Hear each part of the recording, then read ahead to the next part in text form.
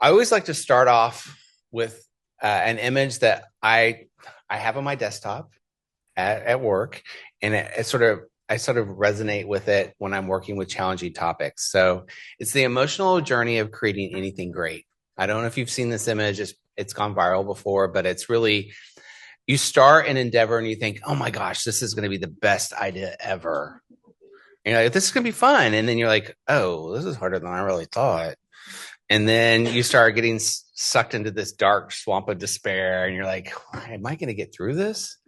And you finally start seeing the horizon or light at that tunnel. And I really feel like this captures the spirit of credential value methodology. And the reason why I say that is before I even joined the coordinating board, Chancellor Milliken at UT System loaned me out to the coordinating board for about a year and a half to wrestle with the data to figure out how we could bring that to life. And so what we thought about doing, and what I'll do is provide some context about where the heck this even came from. And then we'll go really into the underbelly of the methodology so that you can have a clear line of sight of how it's being calculated. So, but before we do that, we're going to do some interactivity. So I have a Slido poll. So you can get your phone out and you can either go through a browser to slido.com and type in the note, or you can take a picture of it. But what best describes your current familiarity with the credential value methodology? I'm brand new to it. I've heard about it, but it needs more details. I understand the basics, but want a deeper insight. It's changing on me. Okay, so I was being silly. I think about it daily and I dream about it, which I truly do. And I'm knowledgeable and I apply it to my work. So as you go through.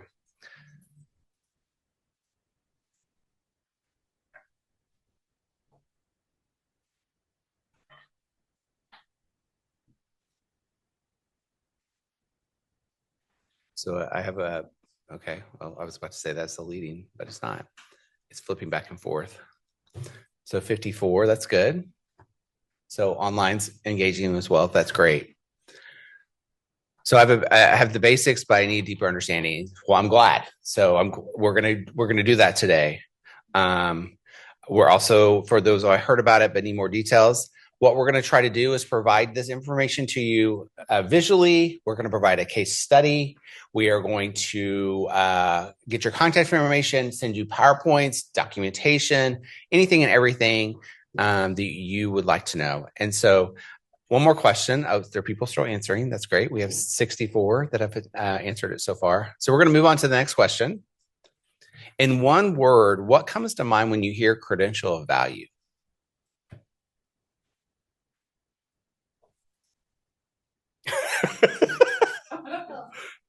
Pain. Sorry, that made me laugh. Oh, wow, bias, ROI, frustration, Troutman. Sorry. It is something. I wouldn't just say that, Melissa. Completion. So money is the number one. So for right now, labor market demand, complicated. Yes, it is. Award, mobility, student centric. I love these. House Bill 8. Great. As you're answering, I want to. This wasn't planned, so I'm gonna ad hoc this. I want to sift through the differences between what we mean by credential value versus House Bill 8 credential value versus premium. I think so to start with. We'll have more details. Yeah, absolutely. I just want to prime them. I believe in the power of repetition. So if you hear it multiple times, you're going to be able to hopefully eventually recite this. But so we have our statewide metrics of 550,000. Will they be able to hear me online if yeah, I have a tendency not to like to sit still. Okay. Shocker. Test. No, I got it. Hello. Okay. I just want to make sure the online people hear me. So when we look at our strategic plan and I say 550,000 credentials of value, that was the starting point of our venture into credential value. That basically means, did you recoup your costs and are better off than a high school student after 10 years? For me, that's a very basement level metric of producing value, right? It's making sure that you recoup those costs. So as we went through with House Bill 8, the Community College Finance Bill, we decided to venture out, and we'll go into further detail with this, of longitudinally following individuals over time, both in high school and in post-secondary, and look at their cumulative earnings and look at the foregone earnings. I'm never satisfied with just one type of metric. We always have to enhance it. And so that's why we created the baseline. And then we called, that's for Community College Finance Bill. So that's the allocation of around $1.2 billion for the biennium that goes towards the community colleges. And I don't think we're going to talk about the funding model.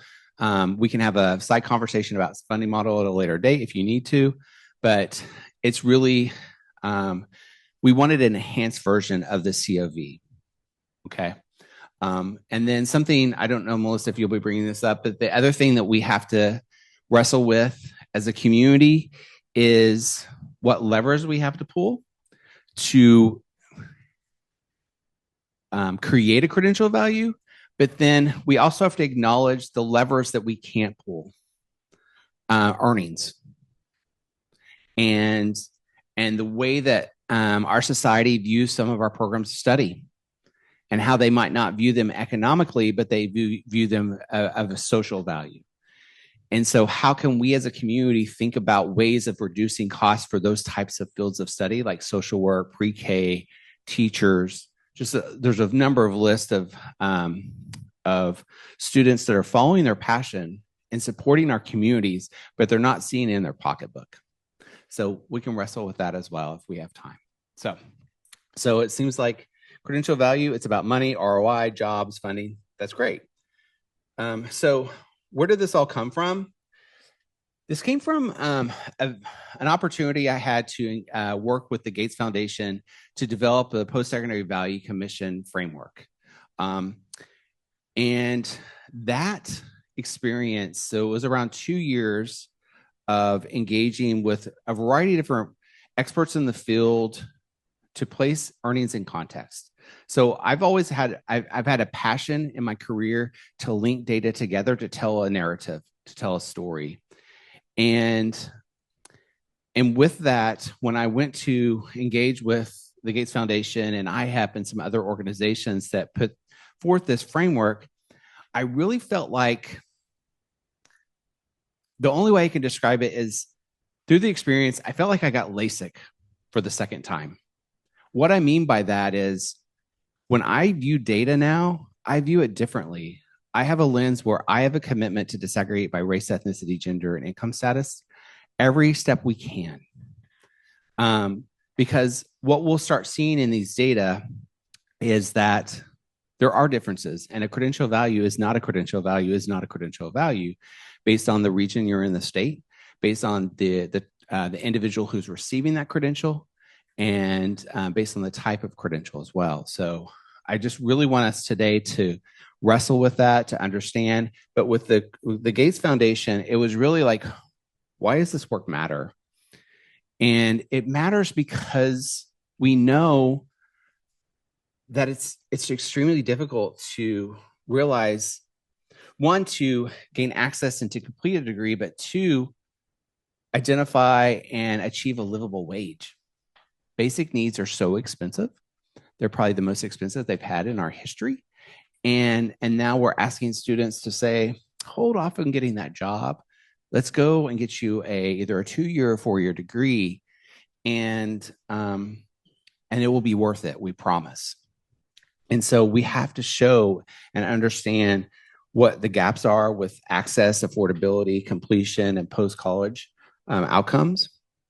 And it's really going to help us reap the benefits of fully understanding those benefits and being transparent with the data. And so the objectives were really to create a shared definition. What we were seeing prior to this post-secondary value effort, there were so many different institutions that were gaining access to earnings data, they were slicing and dicing data differently that were strategic on their behalf, but it wasn't standardized across the board. And so we had to have a measurement framework to really understand how we could promote that. And then ultimately, this is their framework of understanding the pipeline going from access to affordability to support to completion to earnings to wealth. My dream would be that all students have the opportunity to achieve economic security. We talk about mobility, which I think is important. We even talk about livable wage, which is also crucial. But as we all know, we all experience hiccups in life, either financial barriers or health barriers or something. How do we create a space where we can create security and experiencing that hiccup that's not going to devastate our lives or our families' lives? But then as part of the framework as well is just really understanding how access and educational opportunities increases public health, how it increases civic engagement, how it increases workforce diversity and pay parity, how does it increase the gross domestic product or income, so taxable income, how is it fueling our raging economy? And then on the other, yes. Sorry, there's a technical difficulty. People online are saying the slides are hard to see. So wondering if we could troubleshoot that. The way we're sharing it. It's a bandwidth, so everyone sees it differently. Oh, so it's not just. Right. So, I mean, like Zoom will dumb it down. Okay, so it's not on our end. No, I'm looking at it now. It looks clear. Okay. Well, I mean, I see that I'm on there. You can take my picture off if you want. And focus on the slides. They don't have to see me because I don't want to see that in a recording. But on the flip side, also thinking about student well-being, student learning outcomes and skills, and then overall social justice agency, having the ability to navigate our complex world. I think that I heard a quote and I need to figure out who said it. I don't know why, but it's sort of ingrained in me now. So over the last few weeks, I heard this quote. It was the complexity is the friend of the privilege.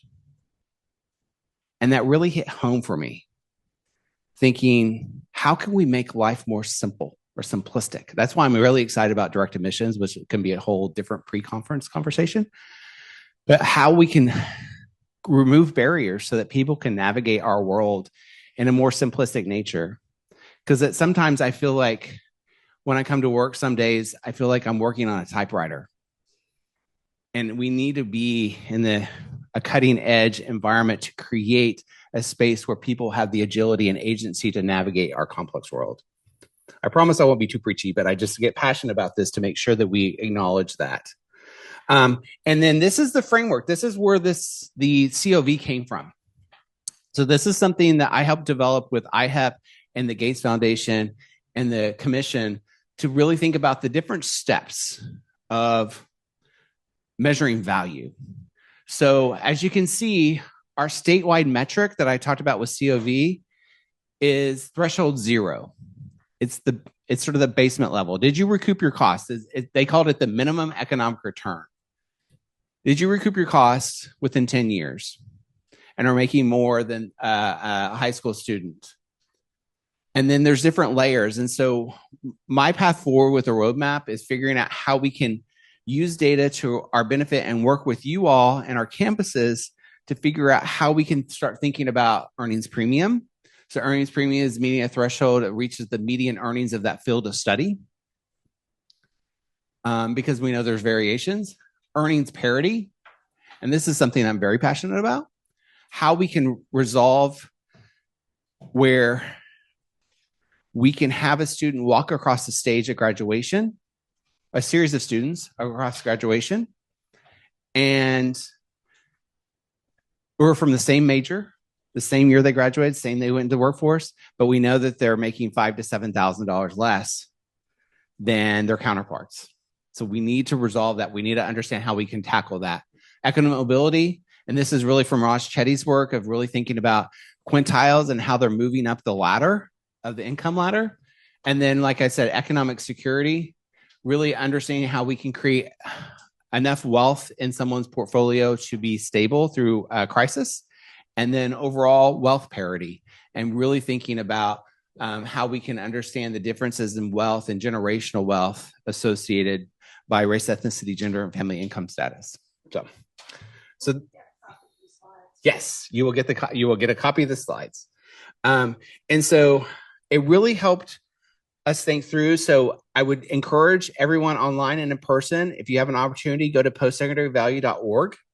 There are about 25 briefs associated with this type of work that we had written for this collaborative. And they range from access to completion to workforce. So definitely check that out. And so I did want to share some findings from UT System that I think hit home for me, that I had not analyzed in a way that I should have. And so what this is going to show you the median earnings 1, 5, and 10 years after receiving a baccalaureate degree at a UT System institution. And this is broken out by the intersectionality between race and gender. And what you start seeing very quickly is that Asian men and white men are making much higher wages. And this leads to further questions like, what types of programs of study are they in? Where are they residing in the state or in the country? But then you can start drilling down and really understanding the field of study and what's happening there. And so this is for certain fields of study: architecture, engineering, business, computer science. So this is male versus female. In purple, it's male. The blue are female. So look at computer statistics, mathematics. If you receive a credential in those fields of study, we start seeing just at year 1, there is a $7,000 difference in pay for 50% of the students. And by year 10, it's $32,000 gap per year. And so that's really what sparked my energy to really figure out how we can do a better job looking at these data. This is looking at, I usually don't like using the word underrepresented minority, but we did that because of the cell size issue to make sure we had some stable so we could produce information out. But you can see that, so the similar trends with gender is the same thing with race, ethnicity. But once again, when you do the intersectionality of the two, we see that Hispanic and African-American women are at the lowest. And so we have to explore and how we could mitigate that type of experience. Once again, these are things that possibly are out of your control because of the workforce and how much they're paying, but how can we build tools to help support? Yes? Does this account for the location?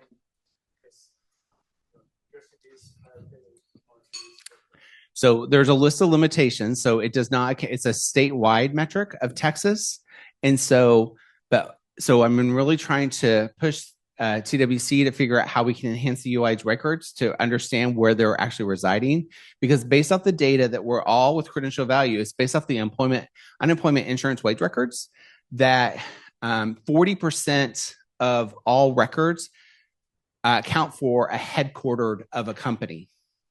So what that means is that if you work for HEB, it's going to show that everyone works in San Antonio because that's where the headquarters are. Well, that's not a valid conclusion because HEBs are everywhere, and they should be because we love them.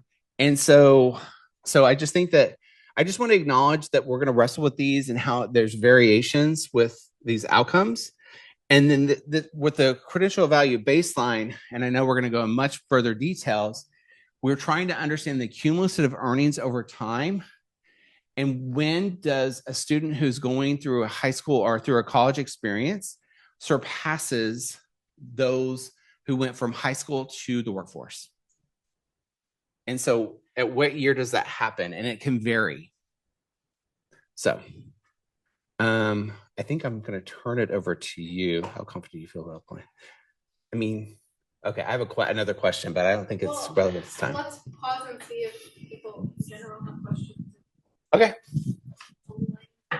Any reactions to what I said? Like I said, this is a safe space as much as I can say with it being videotaped. But Is there any online? it's fine. Okay. All right. Yeah, I think so. Yes. We're just going to go. Okay. Yeah. Oh, you didn't. No, we have two different Okay. slide decks. Thank you. Say yes. So let's go to the next slide. Oh, I downloaded it. Oh, yours? No, yours. I think mine is up here. Okay. Nope, this one. Okay. Oh, you're getting a sneak peek of our example. Okay.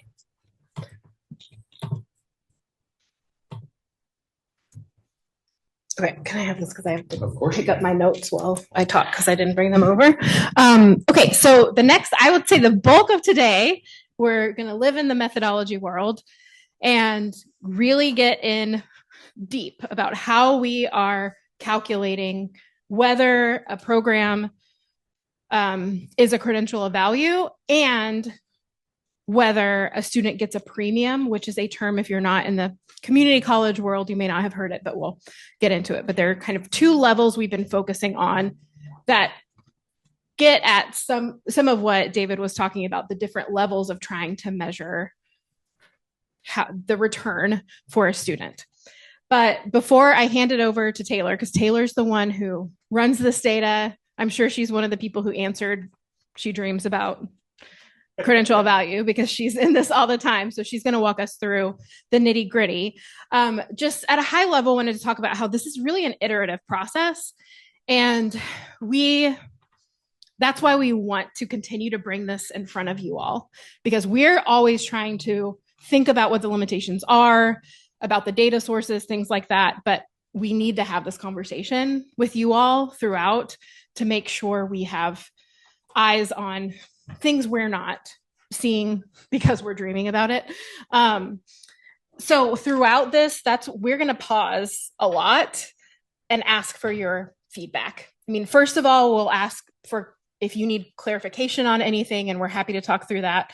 But also, between big sections, we're planning on stopping and just opening it up and having you all talk to us about, now that you've seen how this methodology works, are there any major limitations that you are already thinking about?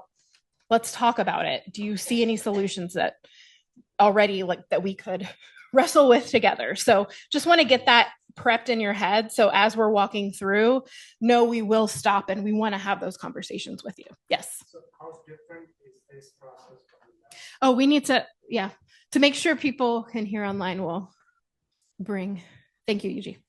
So how different is this process from the last, iteration? Are we looking at major changes for the data sources and stuff like that? We will go over that some, but they're not huge differences. And we have a slide that will show you exactly what is different between the last time we showed for the Talent Strong Texas methodology versus what we have developed for the HB8 or the community college funding version.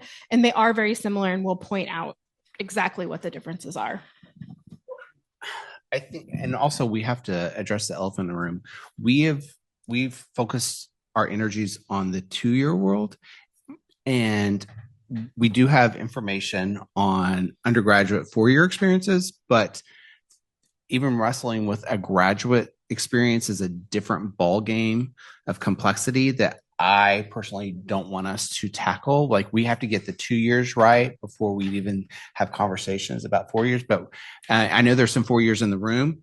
We're happy to have dialogue and conversations about how we can run some analyses for you on your end to see what that looks like for your portfolio of programs. But we just want to acknowledge that we're trying to be very thoughtful and not creating any additional chaos for our 4-year institutions. Yeah. But that's exactly why I think hopefully there's 4 years on the Zoom too. But while this methodology walkthrough is really focused on how this is calculated for community college funding, there's a lot of overlap between this metric and just the overall Talent Strong Texas. And as David said, we want to continue these conversations, especially at the undergrad level. For bachelor students at universities, what we're going through today will really be much the same for metrics for 4 years. So just wanted to set the scene. We're going to get deep in there, and we want to hear your questions. And if we can't answer it now, I promise we will take it back and wrestle with it. That's what we do. We want to get this right. And also keep in mind, we're developing resources at every level we can think of to explain credential of value. And so this is one of our first attempts at doing this at a pretty detailed data level. So would love also, I mean, if it's not helpful during, give us some feedback afterward. It would be helpful if maybe you showed XYZ about this data source, but we're really trying to create a resource that can be posted and used by everyone who is at a level of someone who might be at their institution, the data person, or wanting to help recreate something at their institution. So we're really trying to give enough information so you can take this back to your institutions and really have deep conversations. All right, well then, without further ado, I'm going to give it over to Taylor, and yeah. But we will, again, we have lots of stopping points. So as you have questions, don't fret. We'll ask for questions in probably a few minutes. I can use that mic.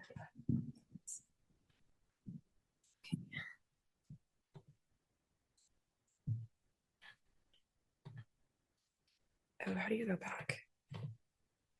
Oh, wait, this is me too. Yeah, I was wondering. Oh, yeah. No, you're good. I was just going to do it. Yeah, go. Sorry. Okay.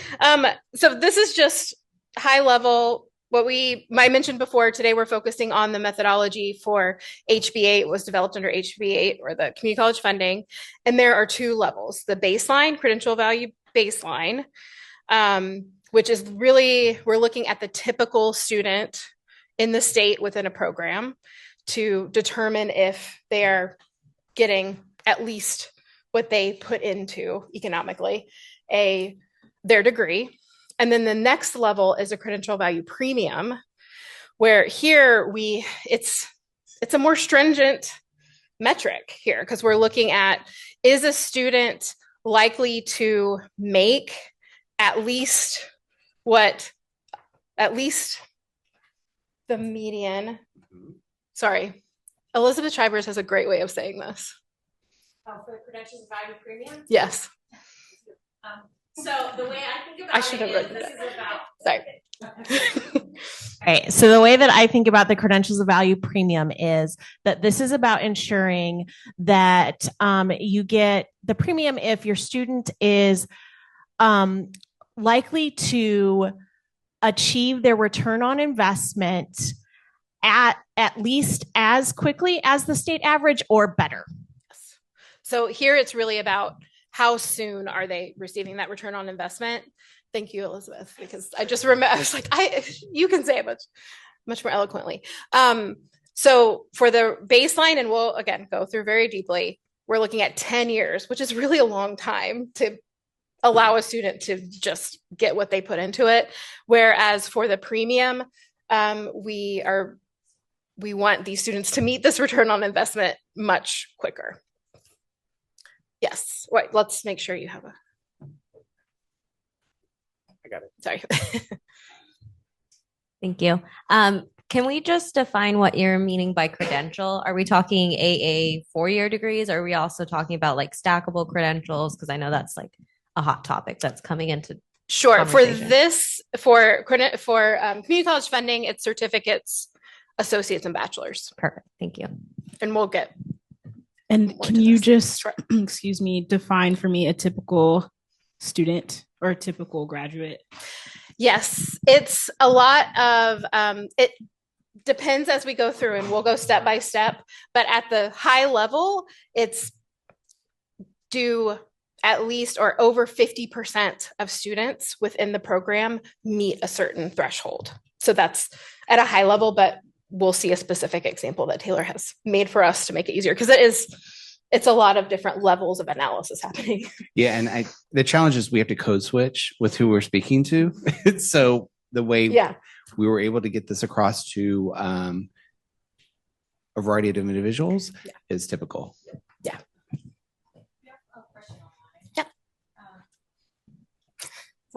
We have a question online. How much less than 10 years is required for the premium, and what's the threshold? We will get to that. All of these answers will be revealed as we go through. So I also just wanted to put in front of you all the rules that specifically for community college funding, what the methodology matches up to, or the rules. Of course, the rules are not as detailed as what we're going to show in the methodology, but to David's point, when we're code switching between rules or just giving high level discussions of what we're looking at, this is a good place to refer to if you want to have something to bring back to people who want to stay on this high level. Just wanted to put in front of you, there is a rule for the baseline methodology or how we're doing that, and for premium. So that'll be in the resources when we send the slides.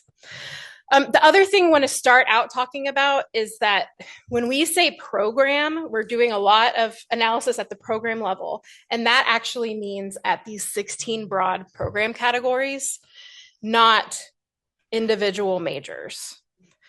So for each credential level, we have them separated out by these 16 broad categories. And this is just the slide again for resources. So when we send it to you, you have it all in front of you. But this shows how the 2-digit SIPs are grouped into these 16 broad categories. And these match, is it for Perkins? Yeah. American Community Survey data as well. It matches that. And we did that because we wanted to make sure that earnings were more stable. Because when you start slicing data, you can start getting down to very small cell sizes very quickly. And I thought it was disingenuous to create a median off of 4 people or 5 people. And so that's why we did that. But once again, I view this as sort of like forensic accounting, where we can go through to the 6-digit and identify the variations. Because the thing that after reflecting on this, where's health here? So health, 51. That's a lot of majors. And I think about those who are in the entry phases of healthcare to an RN, and the variation of earnings differences that exist, and we've lumped them in together. And so how can we do a better job understanding that distribution and what the students look like and what they're doing? Yeah, and you'll note throughout the methodology, a lot of the work we're doing is an attempt to stabilize some of this, because at individual levels, things can kind of be all over the place. So we're doing a lot of aggregating, but we'll walk step by step how that happens. But just wanted to set this from the beginning, because this will come up throughout Taylor's walkthrough. And now I'll hand it over to Taylor. Sorry. Okay, so I want to start by going through the data sources. We're using several different sources and at different levels. So some of these are going to be at the individual student level, and then some of them are at the aggregate level. And this is what we use to create our cohort. So starting out, we use the CBM reports. These are reports that institutions send to us yearly or semesterly, and we get the graduation report, or the CBM 009, enrollment, or CBM OC1, and then student schedules, CBM OCS. For tuition data, we get that from iPads. That's at the aggregate level. We do that by institution. And then we get student level financial aid data from Financial Aid Data Set. That's another student level report that institutions submit. We get our base wage from the American Community Survey, a 5-year sample. This is something I'll go into more detail on later, but this is one of our comparison wages. It's the median high school graduate wage in the state of Texas for ages 22 to 40. And then last, graduate earnings. This comes from, like as David was saying earlier, the Texas Workforce Commission wage records. And this is also at the individual level. Okay, so starting with baseline.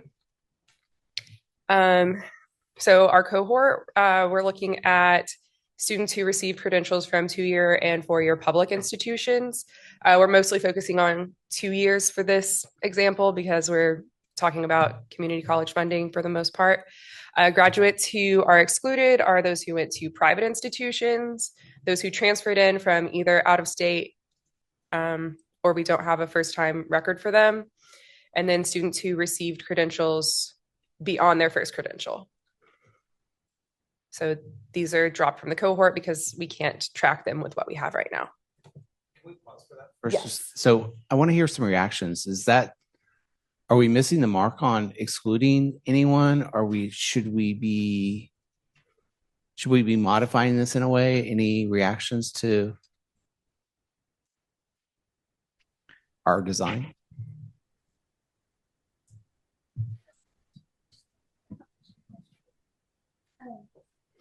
When it says you're excluding students who continue their education beyond the first credential, are you excluding students pursuing a bachelor's after receiving an associate's or an associate after a certificate, or is it higher level than a bachelor's degree?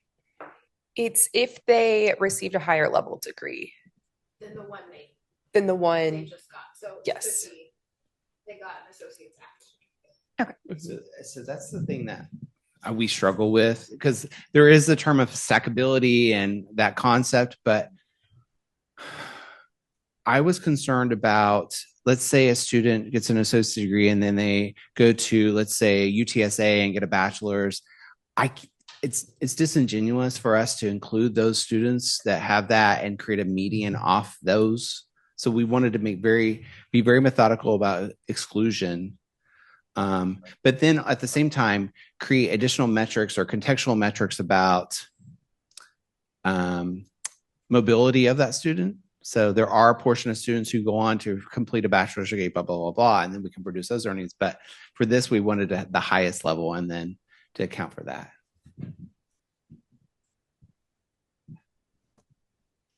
There are some students that earn an associate's through dual credit or in high school. Where do they fit or not in the cohort? So I don't think they have a first time in college record. So we can't track their time to degree. And that's a big part of the equation.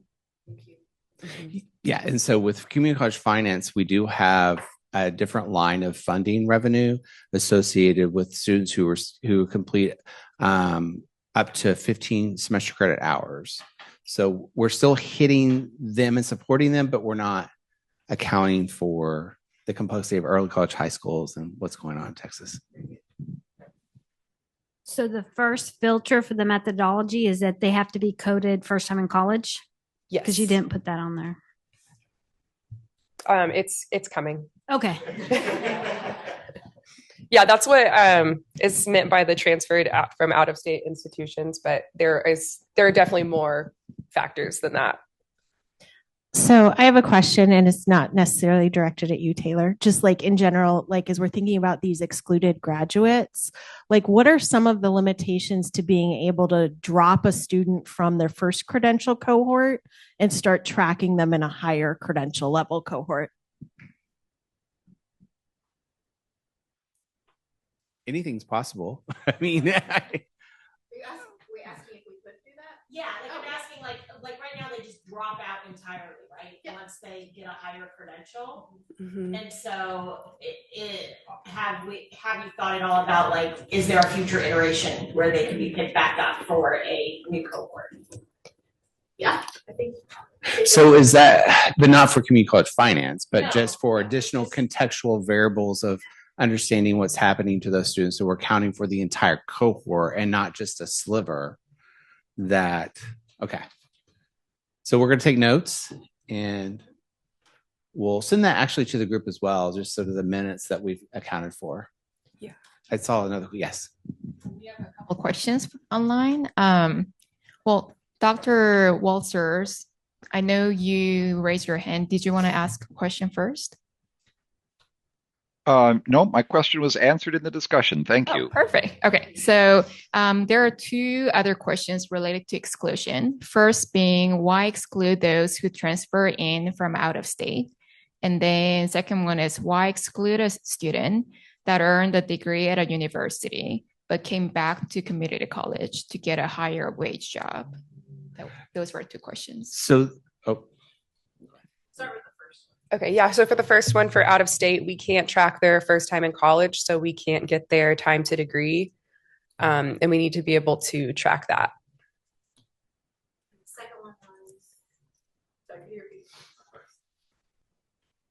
Was why exclude a student who earned a degree at a university but came back to community college to get a higher wage job?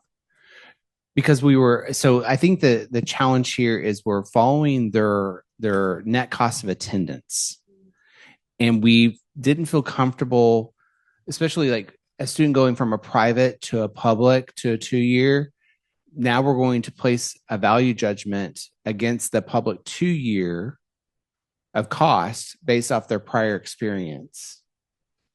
Yeah, I think also this will, as we go through an example, some of these questions might become clearer, but I'm still. Just an idea for those in the dual credit world. Students will graduate with certificate 1s, 2s, and associate degrees before they graduate high school. Is there ability just to track those in Texas for credentials of value and how fast they move through because of the dual credit programs? Yes, and I think my instinct is that they should have a lower cost of degree from first time in college to wherever they end up, because they already are starting with so many, but and technically, tell me if this is wrong, Taylor, they could be in the credential value. Because the 2 years They could already be can in. account for them as a first time in college, correct? Yes. And so if they already came in with a certificate, or let's say an associate's, and then they were earning a bachelor's at a 2-year, they probably have a lower time to degree, lower costs. And so they would be in your cohort for earning that bachelor's. And no, right? Because if they previously earned something, that's not exclusionary. Is that right? If it's if it's a lower level, then so for the reason this is different, I think, is because it's a dual credit. They finished that first degree in this like example. They finished a certificate before they became first time in college. And so when we are pulling the cohorts, we're looking, okay, then they went on to get an associate's we find that associates and look back and, oh, they have a first time in college at your school. So they're still in the cohort. It's just that, is that right? Yes. Okay. So I guess my one cohort as opposed to 2 cohorts. So like the dual credit, that they wouldn't be in a cohort for dual credit. No, dual credit would not be in it. So my question for the 2 years in the room, are you classifying them as a first time college student, even though they've received a cert as a dual credit? Not if they leave us and go into the workforce because they have a certificate 1, 2, or an associate degree. So it's only if they come back to us. Now, if they transfer to a 4-year, most of our AA and ASs will transfer to a 4-year, but we do have workforce programs at the community college where students complete those programs and go straight into the workforce, that you're missing their wage earnings over time. This is helpful. Yeah, because House Bill 8 has opened the door to new opportunities for data collection. That we've traditionally created these state reports that we collect, but there's already great things happening in the community colleges that we've never asked them to send us. So this is really opening a good Pandora's box, so to get more data and information. Because honestly, I think this is the way we're going to hit our 550,000 is the things that are already happening that we haven't accounted for. And then we can tell a data narrative. We can tell the story to officials and others about all the things that are happening and not just focusing on these traditional ways.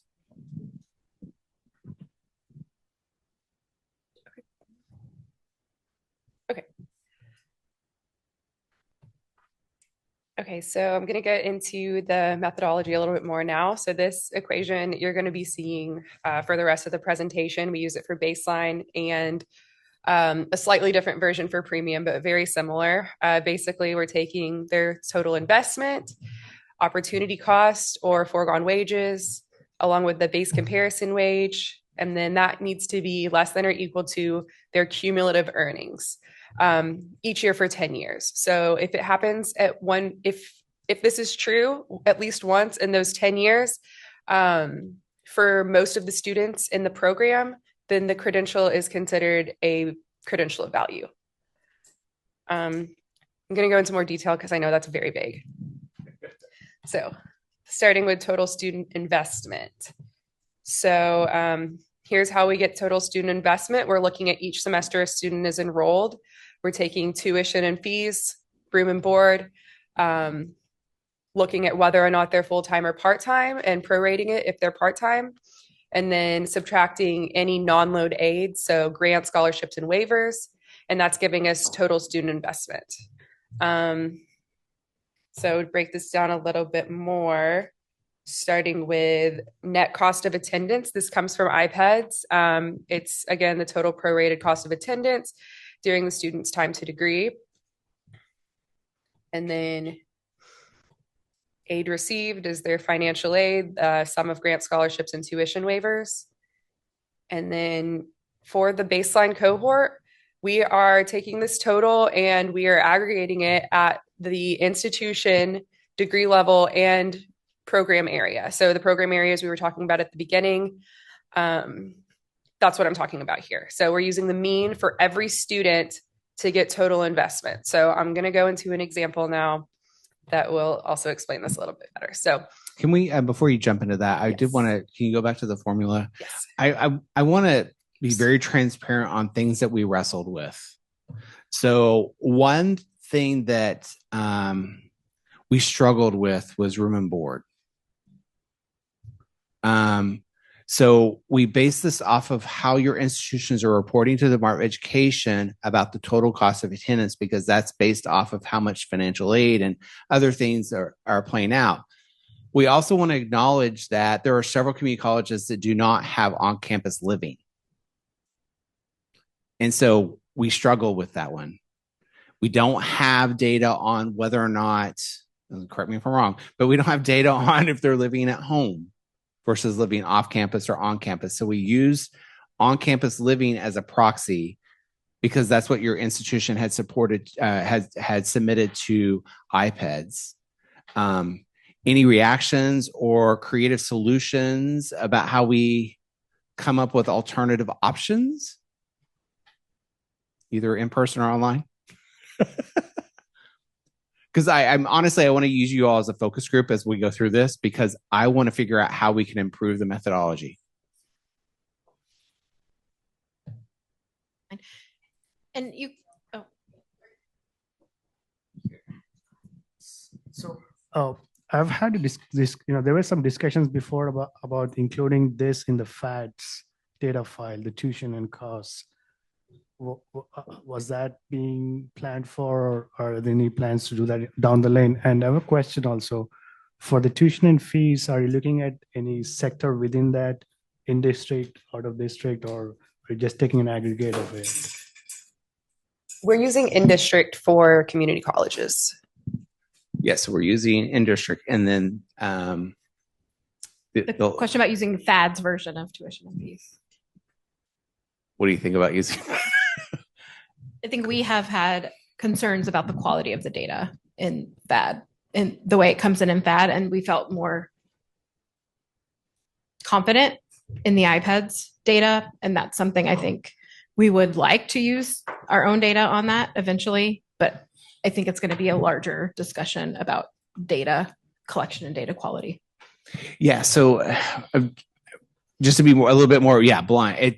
It's the FADS data looks like sometimes like a Pollock painting. It's a mess, and you can't sift through it. It doesn't make any meaning. There's no systematic way of net tuition and fees, and it's just. And honestly, I mean, FADS has been collected for a number of years, but it hasn't been used in that way. And until you start using it that way, you're going to get a higher quality of reporting. And right now, we just don't trust it. Perhaps this is anecdotal. So I'm just wondering out loud. For room and board, is it a true statement that one of the benefits of community college is that you can live at home and attend? And so I guess the point I'm wondering is there any data around how far students have traveled to enroll in their community college from home? And does that help with the room and board data piece? All anecdotal, and I'm just wondering out loud. No, I appreciate that. Well, and I think thinking about the data we have, and we have county of permanent address. So you're making some assumptions, I guess, in that way. So yeah, but we could make some assumptions and use that as a way to proxy that. I was just struggling with, we struggle with this one for weeks and weeks and weeks, because I always think about the institution reporting and calculating a total cost of attendance that could mirror packaging. And so there's the leverage to include on-campus living because it's going to increase the cost of attendance, which will go into the calculation of whether or not you're Pell eligible. And so it gets, we can't game it both ways. Like, I don't know. So I think to that point that you just made about like thinking about the packaging. So one of the things that I'm wondering, and this is more like would be a wondering for at our community college, like folks that are actually at the institutions, is for packaging aid, total cost of attendance, like the student financial aid offices, my understanding is they're expected to give a cost for room and board, but they're also expected to estimate cost of living for students who do not live on campus. And so I'm wondering if there's some opportunities to think about how do colleges identify that amount and report it. I mean, my understanding is some colleges are just reflecting the same as what it is for room and board. I don't know if any others are like considering like local rental costs and other things to sort of try to capture that more accurately. Yeah, because the cost of living, we all know, has gone up so dramatic. And it's not just in pockets of Texas, it's throughout. We did estimates to look at cost of living in like Midland, Odessa, and the average is just as high as the Dallas area. So now that I've said it out loud, I think I think you're right in adding in the room and board, because it's too much of an assumption that even if you're living at home, that's costing someone something.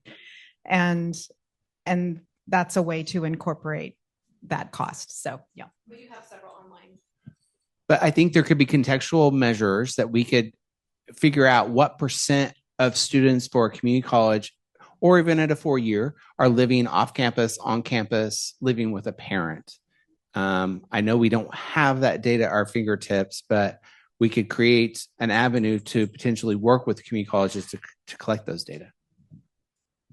Okay, we have a couple questions from online. First one is, on total cost of attendance, do you take into account living with family versus living on campus? So right now we only focus on living on campus estimates. Right. And then aid received, does that not include loans? No, not loans. Not loans, okay. And then somebody made a comment. We have about 75 to 80% living with family, so it overestimates cost. And you could use IFRS instead of FAT. So that was a comment. Use IFRS. Okay. Are we allowed to use IFRS? Okay. Okay. Cool. Okay. Okay, so I'm going to go into our example student for baseline. So this is for the baseline cohort. We have Maria. She graduated with an associate in biology from ABCC. She took 3 years to complete her degree, started in fall 2010 and graduated in May 2013. she's going to be our example for the baseline cohort. And then, like I said, Maria graduated with a degree in biology. This is in the biology and life sciences program area. So all associate's degrees in biology and life sciences from ABCC will be our example program for this presentation. So starting out, we're going to look at her cost of attendance. So like I said, she was enrolled from fall 2010 to spring 2013. We have that by semester here. We have tuition and fees plus books and supplies, and then room and board and other expenses. And then we're looking at full-time status versus part-time. We see that she was only enrolled in 6 hours in fall or spring of 2011. So for that, we're only giving her half of the cost of attendance to prorate those hours.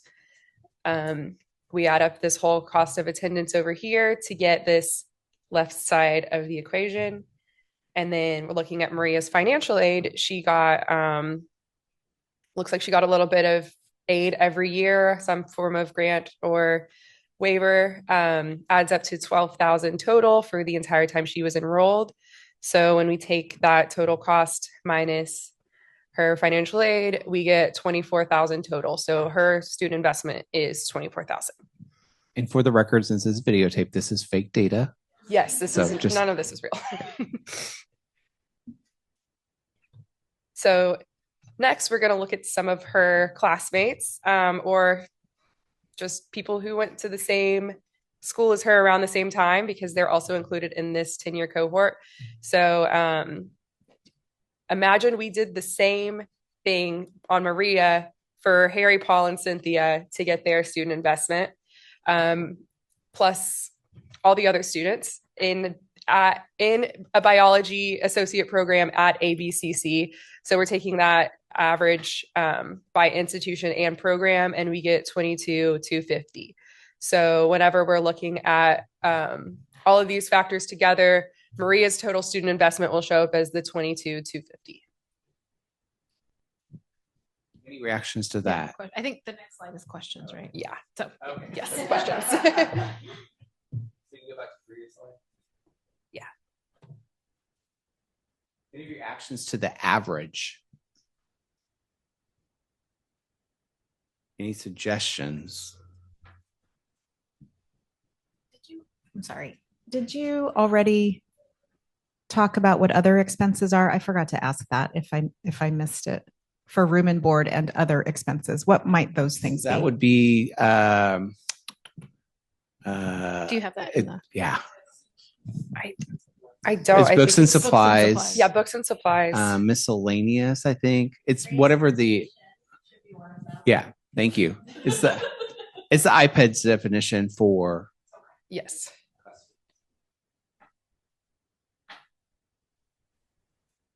We can continue on. Is there? Yeah. Maybe a dumb question. Okay, so what?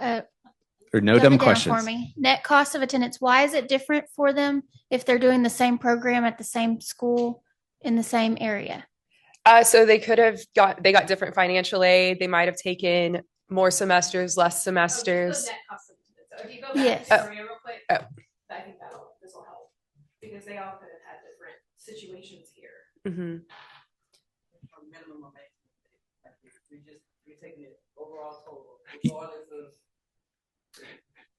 Yeah. So what we're doing is we're longitudinally following every student possible, and then we felt like it was disingenuous to try to create this blanketed cost of attendance. We wanted to prorate it based on part-time, full-time status, 0.25, 0.5, 0.75, full-time, because that's also going to dictate how much financial aid they'll receive as well.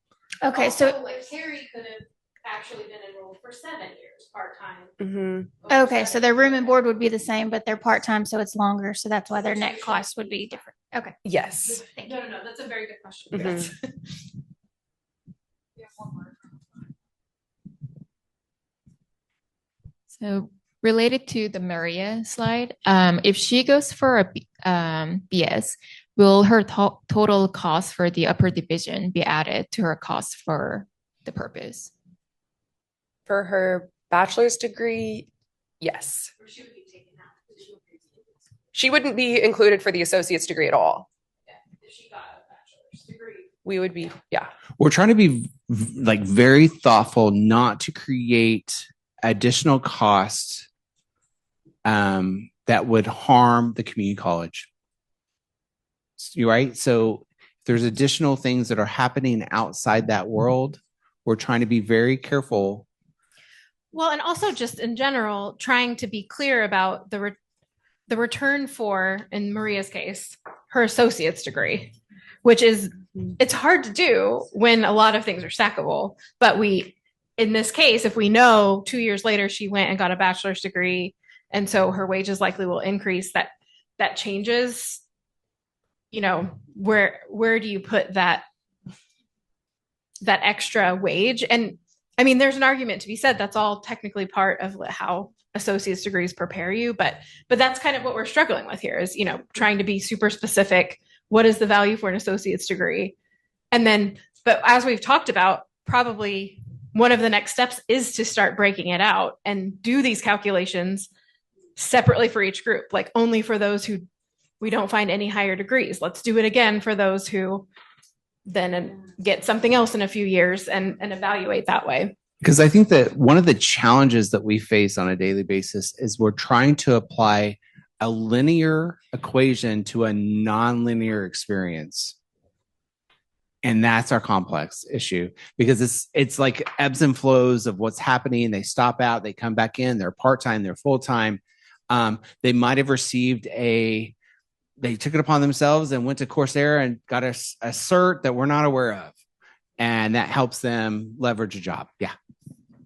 So that is a good point, because you could take the average of minorities that actually get a bachelor's degree or a master's degree and correlate it with that data, because I think there is probably data out there that show not many minorities go on. T data. Yeah, that well, the David showed male, before. the males that are actually earning higher could be because they had a master's degree. And Well, I mean, it's complicated. My cell size of 1. I started at a community college. I took about 32 hours. I transferred to a 4-year, got a bachelor's, then a master's and a PhD. But the community college is not getting credit for those 32 hours that created my line of sight to get a PhD. Took several years, but I got there.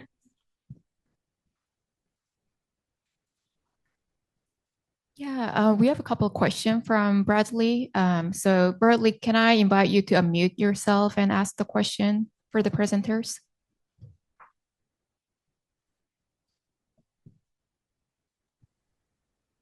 Yes, I'm just trying to get my head around what who is excluded and who's not excluded. Because if we are trying to, and we're being incentivized to have our students transfer, at least having 15 credit hours with us, and hopefully after people complete. You could have, for example, somebody who's a philosophy major in community college. I don't think that many of the jobs that are predicted for them would be, particularly high, especially if you say this is with an associate degree only, nothing else on top of it. So then we're really sort of carving out the whole benefit of community colleges when, if they are successful, the community college is excluded. Well, so when we break down the funding model, I guess we should have brought a picture of what that allocation is. A large or a very significant portion of the 1.2 billion is geared towards dual credit students and students who transfer to a 4-year institution. I think I don't want to get the wrong number. It's like 400 million, I think, 450 million of the allocation is going towards that. So we are counting for the transfer. I think the thing that we'll have to do is create a contextual variable of like what percent are receiving that bachelor's degree and what ROI is associated with the starting point of starting at a 2-year, going to a 4-year, and receiving that bachelor's. I think the other thing to think about in this case for credential of value is that this is in the baseline methodology. We're trying to get to a point where we're saying, is the whole program at the state level a credential of value? Yes, no. And so in these students that you bring up, which it's valid that this is a key piece of what community colleges do, it doesn't necessarily take away from what we're doing for this metric right here, which is helping create the data necessary to evaluate economic value. We'll talk about this later. But so at a student individual level, a transfer student, you might be able to get some funding for them. But for this credential of value for baseline, we're just trying to evaluate, is this program credential of value? Yes, no, at the state level. So I think along those lines, Melissa, like my clarification question sort of is it fair to say when we're thinking about credentials of value, what you're trying to get at is what is the value of a given degree at that degree level? And so that would be why we would exclude certain groups. And then just as a side note, keep in mind that this is talking about credential of value methodology versus there are other credentials, as David talked about, that the colleges are getting funded for. So you're getting funding for 15 semester credit hours of transfer, and that doesn't impact the credential of value methodology. So just keep in mind, there's sort of two separate things we're talking about. One is outcomes funding, and the other is how credentials of value is being calculated. Yeah, and I will say, I mean, this is part of the interactivity of this, and it's hard we haven't gotten to the end of the Maria example to kind of show how at the end of the day, how do we say, yes, no, this is credential value? We're trying to go piece by piece. And so it's hard, I know, to keep going like high level back to this methodology, but we will get there, I promise. Oh, sorry, one more. Dr. Walsers? Yes, thank you. I'm thinking about, generally about 50% of community college students are in transfer programs, and I'm sure there's going to be a greater emphasis on transfer because of the funding, but I'm not thinking about the funding part now. I'm thinking about the credential of value part, imagining a student who gets their AA or their AS, they transfer but don't complete a bachelor's degree. And what that student's going to look like is going to look like they got their associate degree, they had very low wages because they were attending a four-year institution for maybe 1 or 2 or 3 years, and then they never finished their bachelor's degree, and because of those sort of reduced wages, it's going to make that transfer degree, I think, look very much like it's not a credential of value. And I'm not placing a value judgment on it. I'm just saying that encouraging our students to transfer is going to suppress their wages for a few years after they leave the community college. And if they don't finish their bachelor's degree, that's going to be considered, sort of their earnings after their associate degree. Yeah, I think that's a really good point. And it is considered differently in different parts of the methodology. But for the baseline, Taylor mentioned at the beginning, we're looking across 10 years. So in this case, there might be these first few years where they were enrolled, and if they didn't get a degree and then decided, okay, I'm going back into the workforce, we're still looking over a long period of time for them. So hopefully they would get a job and earn more after they're not enrolled. But then, I mean, philosophically, just thinking about it, isn't that part of what we do want to capture if that's the actual situation? And, in that case, I don't know. I want to open that up for other people too, but just kind of my initial reaction to that. Yeah. I mean, yeah, they'll have several more years of wages, but that's a good point. If they're enrolling in school and paying for it, yeah, that's something we want to capture, even if they don't get the degree. Also, I want to acknowledge that Melissa Taylor and I meet regularly, and we talk about this every couple of weeks. And these are the kind of conversations we're having, because it really is complicated with the different types of profiles of journeys. It's infinite. It's unlimited. And so we just need to figure out, I mean, one thing we could do is zoom out. I'm eating now. Zoom out and think about what percent of students is this capturing of the entering cohort? Also, a contextual measure, though, too, could be how many are enrolled throughout those 10 years that we're tracking after they graduate, and kind of get at, this exact question. How many of those students might have enrolled and then not gotten a degree, but having that as a contextual measure to be able to. Yeah. Sorry, wait, we have until 4. We're fine. Okay. So this is the thing that also we want to acknowledge is that we're wrestling with this daily. And so when we come and present to people, it's hard to, we're trying to meet you where you're at and not just because we literally are thinking about this daily. And so let us know if this is not hitting the mark or if we need to do a different way, let us know. We'll change how we approach this. Yeah, but let's move on to the next part. Okay, so next we're looking at opportunity cost.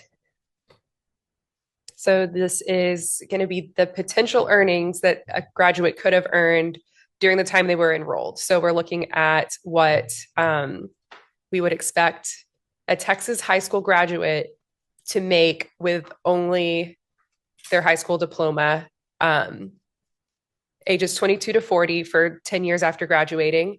That's going to be kind of our comparison. And again, this comes from the American Community Survey data.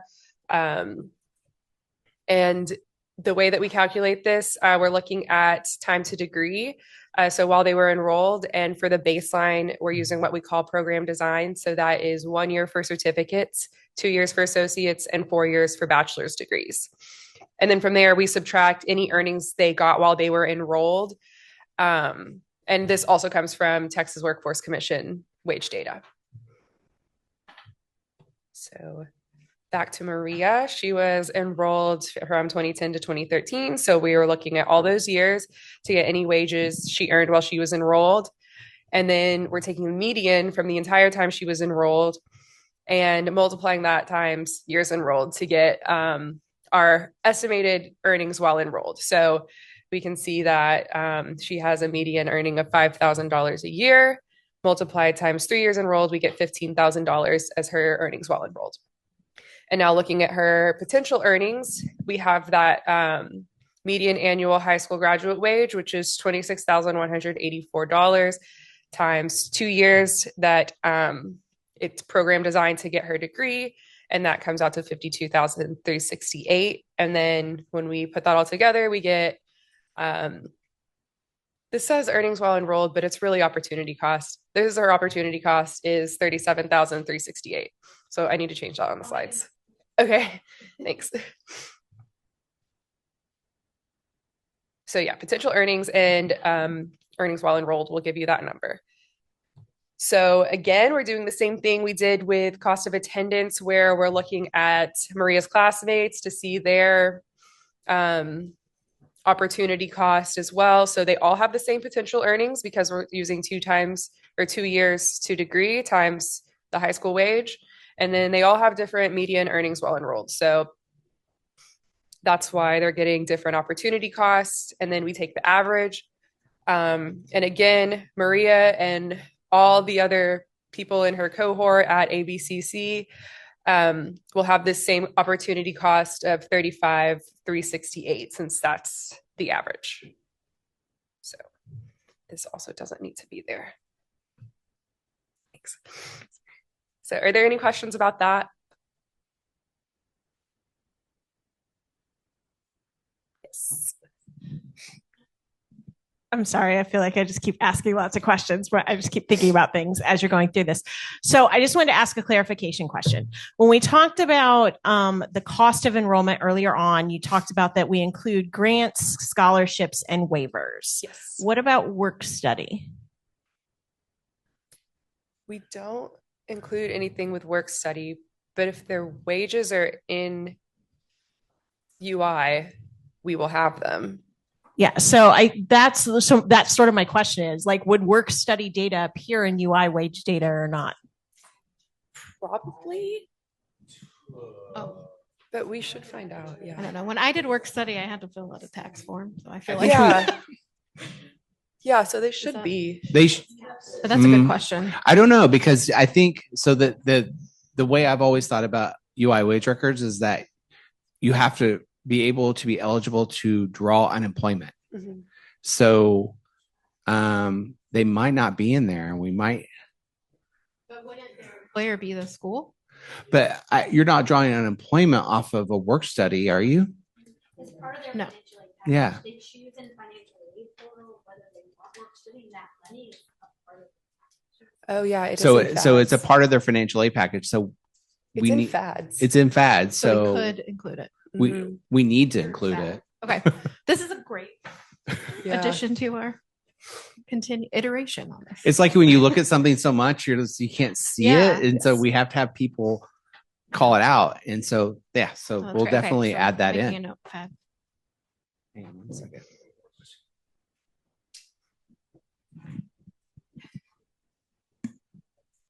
For the time to degree, are you using historical data as to how long it takes to complete that program, or is it just 2 year, 4 year? So for the baseline, we are only using 1 year, 2 year, 4 year. Yeah. When we get to the premium cohort, we're using their actual time to degree. Okay, thank you. What are Well, the other thing about that is that's true only for this part of the equation. All the other part, like you saw the tuition and fees and everything, that's using Maria's actual historical enrollment. This is the only place we're using an ideal or program design. Yeah, and it might be confusing because we are also still using real time to degree to get their earnings while enrolled. So she took 3 years. That's why they're different there. Mhm. So is there? Yeah. What about 2 year certificates? They are still counted as 1 year for baseline. So yeah, let's note that. Do we have that indicator in our data set? I'm wondering, like what type of cert? what about like a business management? Like a cert Level one? Is it two. cert one? Level 2? Oh, level 2 cert. It's 2 years. Okay. Okay. So we need to double check and make sure that we're accounting for a 2 year. Yeah, that's a really good point. In the current methodology, we're probably helping you. Yeah. But their salary isn't there because they're still in school. Yeah.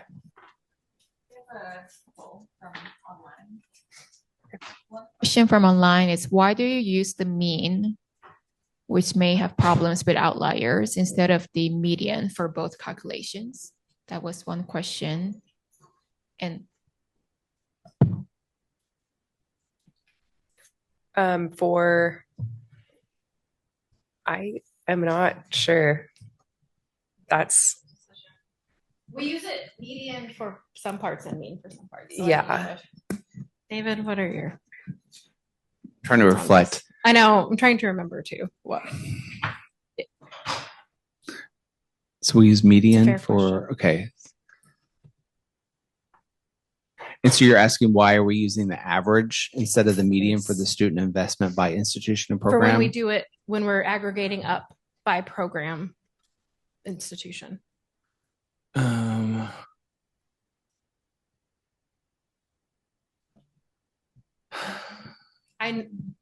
I'm positive we've run it both ways. And I don't have a memory of what the. So we're going to go back and we'll investigate why we made that decision. We have some notes somewhere, but I just want to make sure. So your argument is that the average is going to be fluctuated based on extremes versus the median. Why do we use them? Okay. Thank you for that comment. No, it's a good question. Yeah. and we have one person whose hands up, Dr. Walsers. Yes, thank you. In your opportunity cost calculation, and I think later on in your credential value calculation, you're going to be comparing wages earned to what a high school graduate earned over a particular period of time. And for the graduates, you're going to be using the Texas Workforce Commission unemployment wage data. One of the weaknesses, I'm sure you know about the data from Texas Workforce Commission, is you don't know if a person is working full-time or part-time. Mm-hmm. And there's a real gender difference. The percentage of men working part-time is 10 to 15%. The percentage of women working part-time is 20 to 25%. And so when you look at high school, students who graduate from high school and don't go to college, much larger fraction of men, much larger fraction of people working full-time. That's going to, I think, overestimate the opportunity cost for women and underestimate the opportunity cost for men. So I'm wondering if you're thinking about actually disaggregating by gender or maybe some other categories, simply because there is such a large disparity in the percentage of people working full-time or part-time. And we can't, and unemployment data doesn't tell us, whether a person's wages are full-time or part-time. Sorry for that very long question. No, that's a very valid point. I think that I should have started this conversation saying we have to acknowledge that UI wage records wasn't built to run this type of analysis. We've just taken it as a proxy. And I know that there was legislation passed to require TWC to update the UI wage records, but there was no funding associated with that legislation. I know part-time, full-time status needs to be updated, location of where the student or the employee is residing. I would love to see an indicator of yes, no for 401k and healthcare insurance, health insurance, to be a part of that. And like I said, we're having ongoing conversations and trying to encourage any which way we can to get a more enhanced wage record. The other thing that we're doing is we're linking our data with the U.S. Census, the post-secondary employment outcomes, to have additional line of sight of all students, whether they stay in the state or outside the state. And then I'm also engaging next month with Equifax to have another layer of understanding of what's happening to students once they leave our institution. So I want to try to create like this triangulation of information so that we're not just solely dependent on the UI, but that's what we had to start with.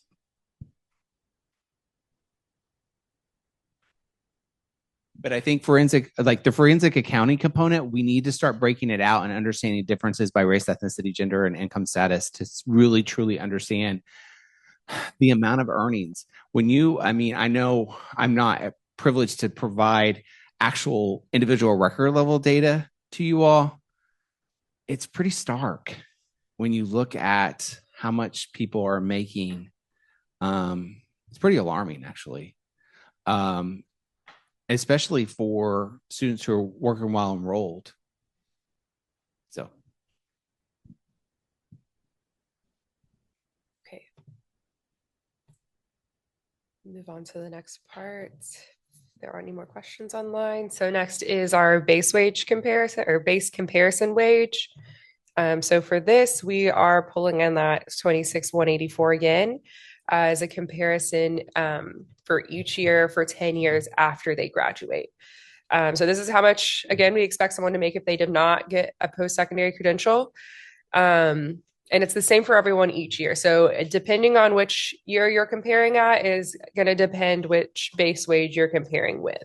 And it goes up to 10 years for the baseline. So that one's pretty straightforward. Are there any questions about that? Sorry, let me go back.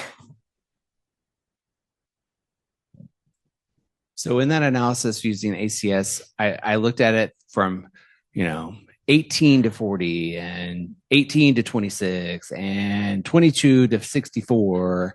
And we felt like the most solid component was the 22 to 40 component of accounting for that median earnings.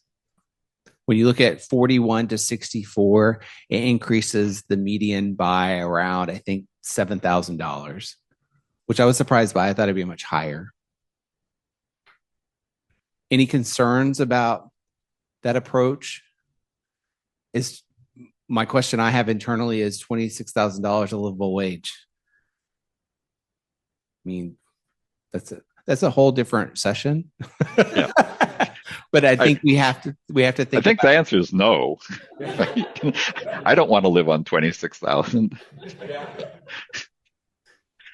And so that's another area of contextual information we can start understanding is truly understanding a livable wage. I know that just so y'all are aware, the Texas Workforce Commission had endorsed a self-sufficient wage. So that's using the University of Washington's methodology for developing a metric by county. You have to meet this certain amount of wages as a single person with no children, no dependents, by county. And then we have, what's nice about it is, what's interesting is University of Washington School of Social Work came up with the methodology. So what it's allowing us to do is we can actually, there's 700 iterations of the metric, meaning based on your family type, single, married, child, 1 children, 2, 3, 4, and we can understand that the tsunami of cost associated with having multiple children by county. So for example, when you look at it by Travis County, so the county that we're in, it's the highest amount for a single person with no dependents. And to make sure that you're not dependent on state or federal aid, you have to make at least $42,000 to hit that metric. Other counties, it ranges from 25 to 32. But then when you add a dependent, it almost doubles. So how can we use that lens on top of what metrics we've created for COV to add another layer of, I know it's complexity, but it's speaking the truth of what's happening to our students. And we'll provide that methodology for you all as well from the TWC. I know you talked about like trying to create a linear equation for a nonlinear issue. But I'm just curious, this is obviously very clear 1 through year 10. But a lot of like the female versus male wage gap is due to women taking time off of work because of maternity leave and having kids. That's just kind of what it is. And women who don't take that tend to be on par or close to the same amount of wage of a male. I don't know if it's possible, but I don't know if it's able to say years of workforce, like in the workforce and taking that gap. I don't know if that's trackable, but it's hard to say if you work for years 1 to 4, but then you take a year off and then come back and enter the workforce because that's so linked to your income afterwards. So we could, I mean, that's, yes. So I think that, no, I love imaginary. I love thinking through the data of how we could create a matrix of the percent of students having 10 years of earnings versus 9, 7, 6, 5. That provides some context around it. And this is still though what we're comparing to. This is just the Yeah. last 10 years. The next step is where we actually look at. Is there, you might kill me. Is there a way in ACS to disaggregate by race, ethnicity, and gender? I think so. To look at, I think we have done it in various iterations of this. well, I'm just trying to, because it's really thinking through comparing apples to apples based on the systemic barriers that we know exist in our society. So, okay. We can put that in the notes as well. I want to make sure. Do we want to take a break? Yeah. Oh my gosh.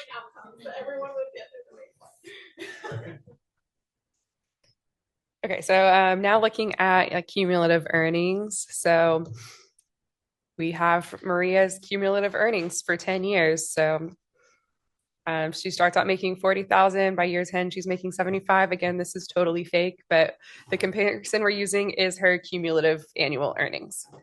So pretty straightforward, comes straight from TWC wage records. So what do we do with students or with individuals that stop out? Like, what should we do? I don't need that slide actually. That's for later.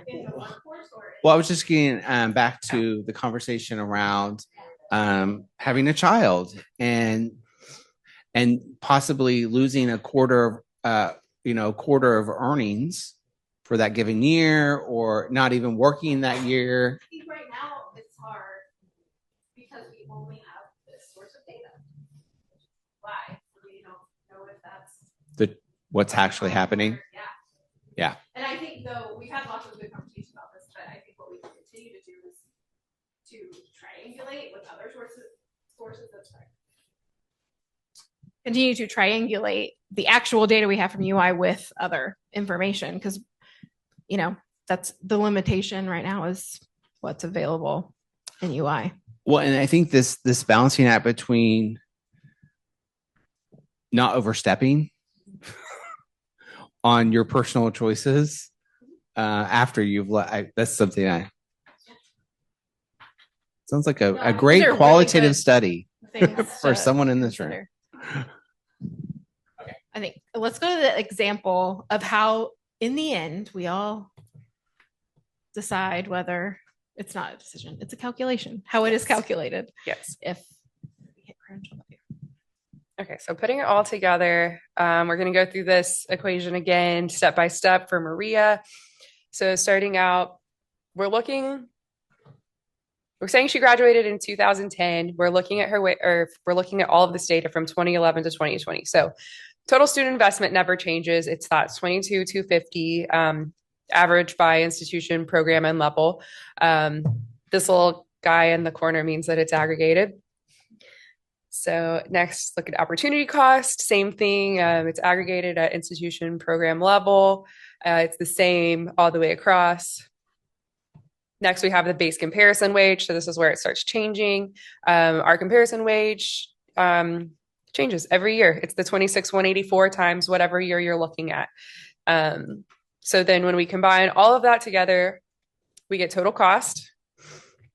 And that's what we're going to be comparing to our cumulative wages. So next, we look at her cumulative wages. This is at the individual level, her real wages. And we're looking for the first year where her wages are greater than her investment, or her investment is less than her wages, is how I have it written out. But same thing. And whatever year that is going to be the break-even point for Maria. So it looks like that happens in 2014. She's made more cumulatively than she spent to go to college. So I think we have it graphically. Oh yeah. Kind of how data Yes. So here's Maria's break-even point on a graph. It kind of happens between year and 4. So we're going to say it happened at year 4. So a credential value based on the baseline is if it's a break even within 10 years. If you go back to that graph. Within the 10 years, yes. Yes. Oh, but then there's one more step. Oh, yes. Yes. I want to make sure there's no more questions though before. Is that okay? I'll just move on.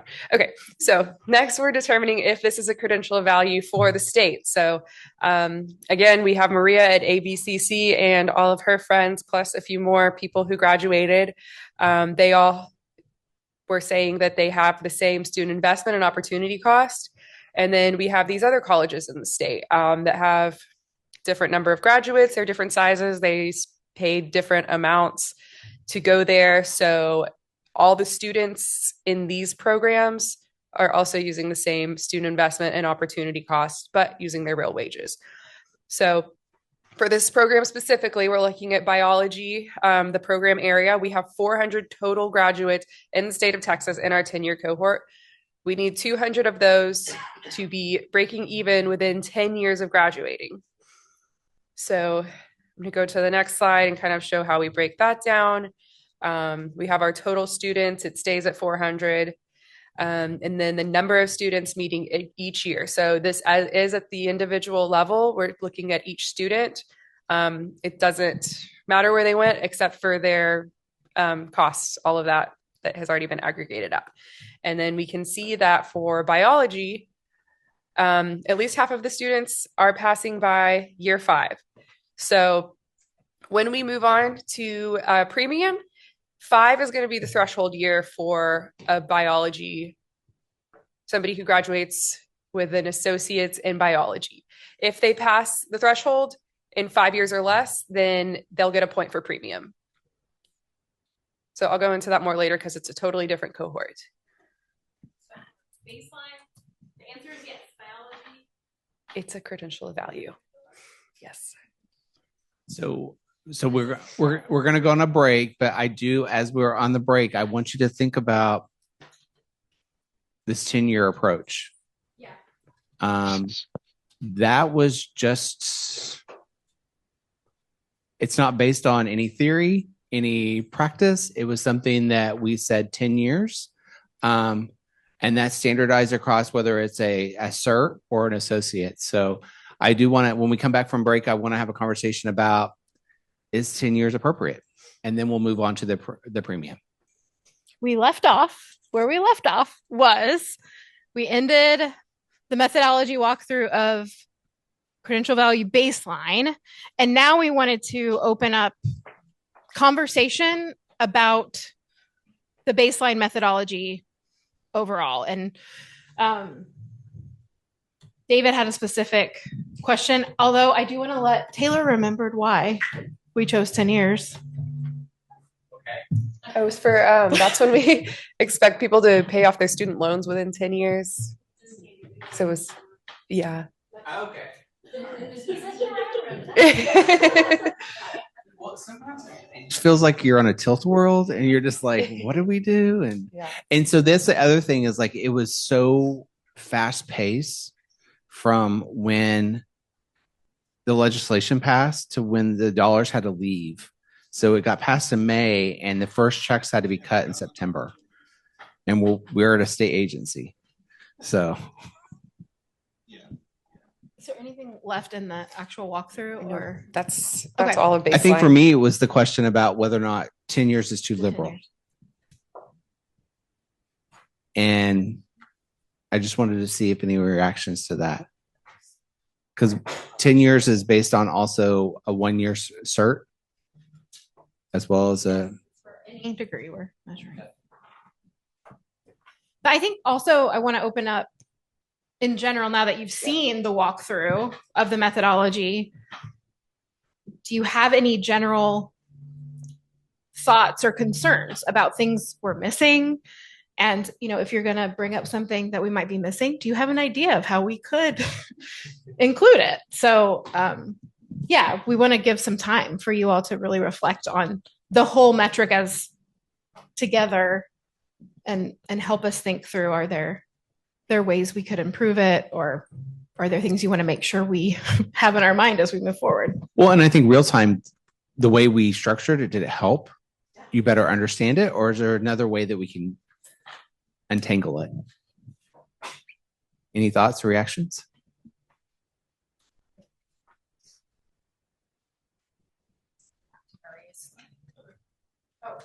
Can we go back to Maria's slide? This is yeah. a request from online. This one, or which Maria slide? Actually, I was thinking the table. Okay. There we go. Thanks. Mm-hmm. Yep. Here you go. Here's a question.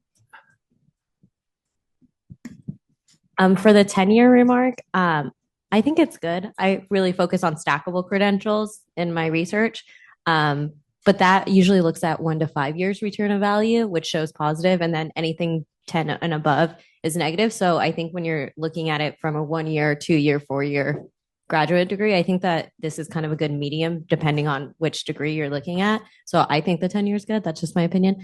And then I don't want to hype on this too much, but I do think that women leaving the workforce for maternity leave is a big indicator, because the research also shows that they leave usually within 3 to 5 years of post-graduating. And that's right in the middle of when we're seeing the return of value. So if that's right, when a majority of women are leaving the workforce for multiple years at a time and then re-entering, that could, in theory, be part of why we're seeing such a disparity in income. Again, I don't know what the data looks like or how we can track that, but something to put on the radar. Absolutely. And I think when we talk about premium,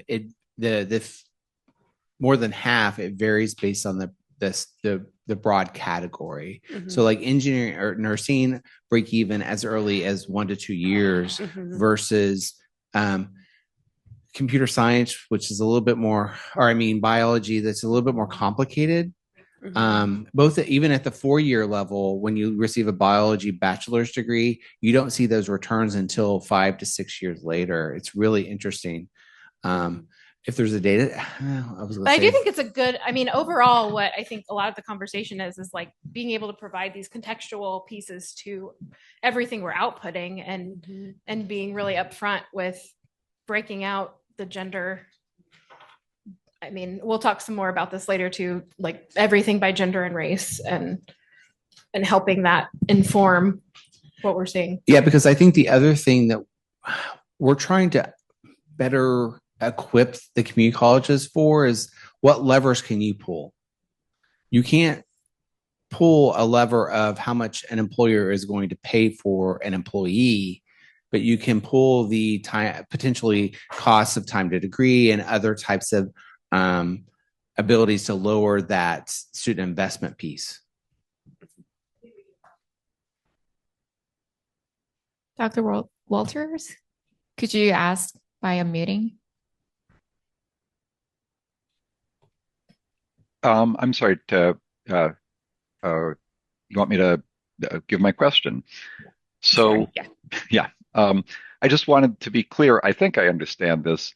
So the reason that this credential that Maria got is a credential value is because more than 50% of students met the threshold in 10 years or less.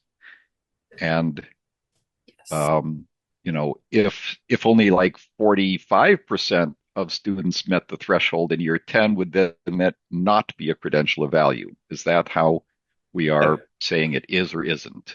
That is correct. That's yes. right. Okay, great. Thank you.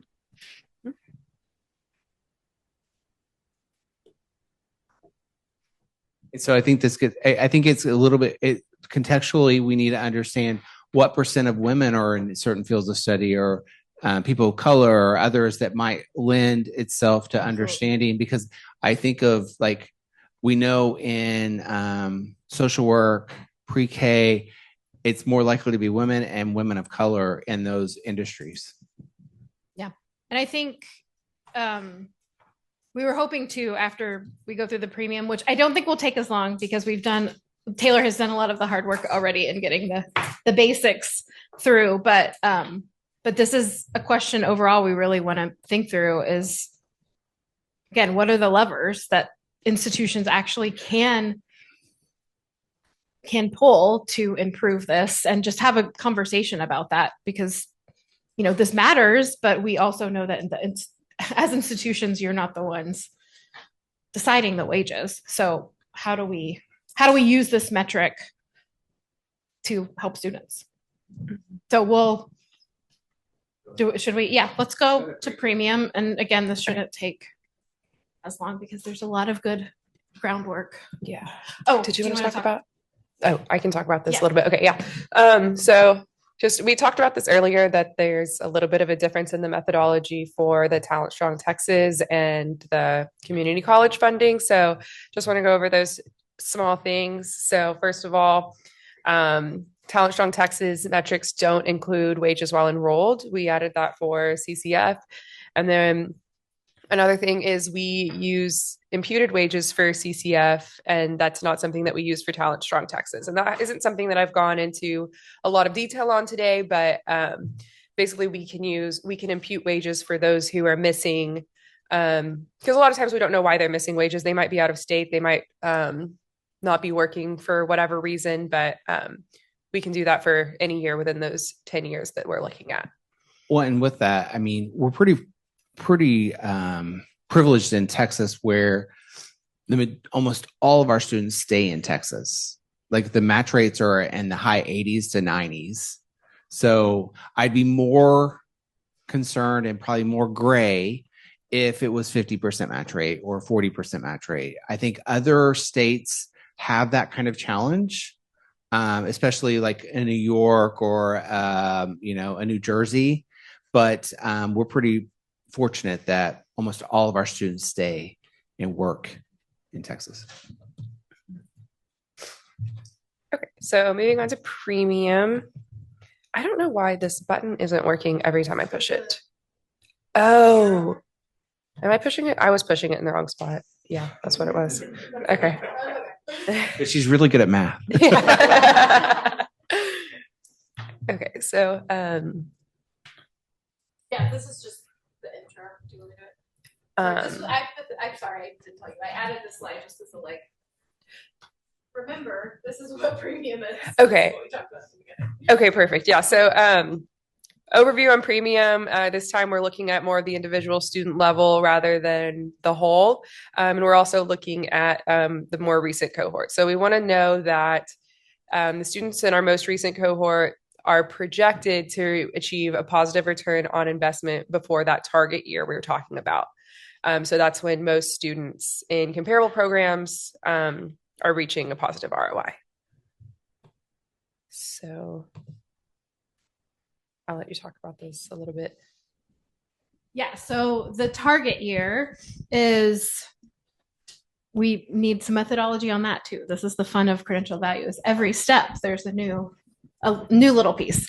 But as was stated, could you pull that up again? Oh no, it doesn't have it in there. Sorry, I'm trying to think of the best way to say this. So what we do for the target year, and this was similar to what Taylor showed with when we look at all the students in a program, what year over 50% of them meet that threshold. Similar, but not quite, because in this case, we're looking at what percentage of institutions are hitting or have 50% of their students or more hitting this threshold. So it's at a different level of aggregation in this case. And so this graph, each point within each year is one institution. And so let's say this is biology, the biology program. So in year one, each dot is the percentage of that institution students that meet the threshold. So as you see overall, it makes sense that the percentage meeting the threshold within each institution increases every year. And so for the target year, what we're doing, could you hit the next, is looking at what percentage of institutions each year have at least 50% of their students meeting that threshold. And so in year one, it's, in this case for biology, it's about only 10% of institutions are hitting that 50% or have over 50% of their students meeting the threshold. And so we do this for every program in the state, and what year that the average, the most institutions have most of their students, it's again, this going back and forth between typical, most, and using mean, median. But when most of the students at most of the institutions are meeting the threshold, that is the target year. And so in this case, again, this is all fake data, but in this case for biology, we would say, okay, for biology, the target year is 5. Because that red bar, that's the first year that over 50% of the institutions have at least 50% of their students meeting the threshold. Any questions about that point? Because this is the key piece of what we're measuring everything else for premium, is what year we find the target year to be. Well, and I think we pursued the. Could you sorry, yeah. go ahead. I mean, could you explain the red bar again? Sorry, is that just the median for each year? No, this is the percent of institutions where at least 50% of their students meet the threshold. I know this is. Yes, so within each year, so in year one, that's every school in the state of Texas. 2 years. Right. Every 2 year in the state of Texas that has a biology. And then. So you're saying in year one, 10% of 2-year schools with biology programs had 50% of their students Correct. or greater meet the baseline, although it does appear there's only one dot. This above. is made up data. Okay. But, Okay. yeah, Okay. Great. I take it all back. No. But I do Great. think what I'm Totally hearing with you too, then. I think would help the presenters as well, me mostly, is to write this out as a sentence, because I think this is it's difficult because we're changing the level of aggregation in this case. What most students at most institutions, this is different than it was for baseline, just a little bit, but it still is important to note that it's a different calculation. Because I wanted to create a reference point to compare and contrast things that are happening differently at different institutions so that we could then drill down and understand who's making up that 50% of the students and how does that differ by race, ethnicity, gender, and income status. Because when we look at the baseline, it's a very generic, it's not a generic metric, but it's a metric where you're not drawing a lot of action at the student level. And so we wanted to create something where we could say, oh my gosh, these schools are killing it and getting their students to a much quicker return. We need to create an extra dollar funding amount for those students. So isn't it really a cohorted year? So on the slide, it would be percent of graduates in 23, 24 who met it in 5 years. It's actually based on cohorts looking out past graduation. So we get this information based on the baseline methodology that Taylor just talked about. So for example, year one, that could technically include the first year after graduation for students from several different years. We have to have had 10 years of data for them to be in the baseline. And so there's actually several years of graduation where do you remember off the top of your head which years? We go back to 2008. So 2008 grads, we would have their wages from 2009 to 2019. And then, so I guess it goes up to 2012 right now, 2012 grads. Because we want to make sure that we're accounting for any modifications that are taking place with your programs where you could have some quick wins. And then we could sort of revert back and say what's happening at that campus to get those students at a much faster rate. So for example, I know looking at some earnings data in the past, I noticed that there's an English major from a specific campus that their students were making much higher earnings than other English majors with associate's degrees. And when I did some investigative reporting, what I found is that English major had embedded an Adobe certification that created additional premium for a workforce to hire at a higher rate. And so this is really where I'm trying to, it's almost, I don't know how to describe it, like a thermostat. Like I'm trying to figure out what's the right temperature to be at to get the most return for both the campus and the student. Yeah.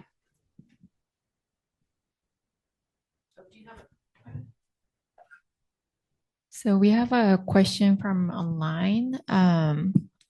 So with institutions in metro areas with higher wage will meet the threshold sooner as they will have more opportunities and whatnot. They might, but not necessarily. Is a thorn in my side. It's probably it's a much larger thorn, but it's cost of living differences and understanding the complexity of that. Because it might be much more affordable to live in El Paso compared to Austin, Dallas, Houston. And are we penalizing EPCC based on the rate of living standard in that community? But once again, we don't know where students reside after they receive that credential. My hypothesis would be that they're probably living near the community college or 4-year experience. But I can't tell. I don't know. But yeah, that's a critique of the method. Go on. Okay, so like I said, we're using the same equation for baseline and premium. So I'm just going to go over a few key differences. We kind of already went into this, but for baseline, we're looking at that 10-year cohort. So cohorts with 10 years of wages.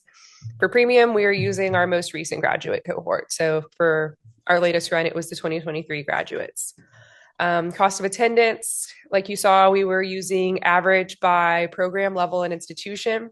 For premium, we're using their real cost of attendance based on iPad still, but it's to the individual person. Opportunity cost, we're not using program design for time to degree anymore. We're using the real amount of time it takes them to get to their degree, and this does tend to be a little bit higher than program design. And then for cumulative wages, since we don't have wages for this new premium cohort, we're using projected wages from our baseline cohort. So I will go into more detail on that as well. And I'll go ahead and note, like, we're using the word projected, but we're not actually, we didn't create a equation to estimate. We're using the actual wages that we calculated for the baseline. So just want to clarify that, even though we use the word projected, it's the data that was run for the baseline cohorts. It's not forecast. Right. Yes. It's non-linear. Yeah. Okay. So going into cohort again, it's the same. We're using the same cohort or same restrictions to pull in our cohort. Only difference is we can't pull out people who are getting degrees later on. So we're only excluding those who, again, got credentials from Texas private institutions, who transferred from out of state or don't have a first time in college record, and then those who previously earned a degree of the same level or higher.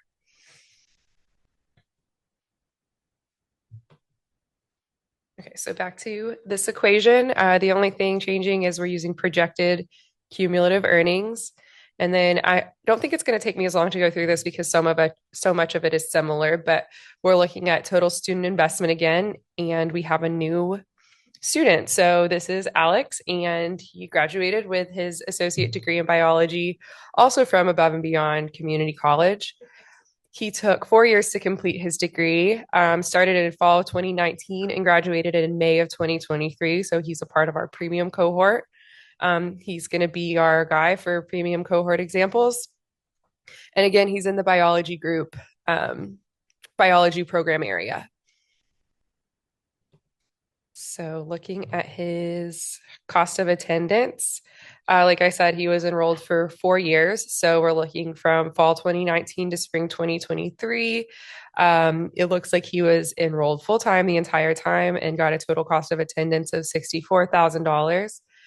And then looking at his financial aid data, he received a little bit of grant aid or some other kind of aid each year to get a total of $29,000, and that brings his total student investment to $35,000. And this is going to be the number that we use for him because this is, like I said, at the individual level for premium. So are there any questions about that or? Okay.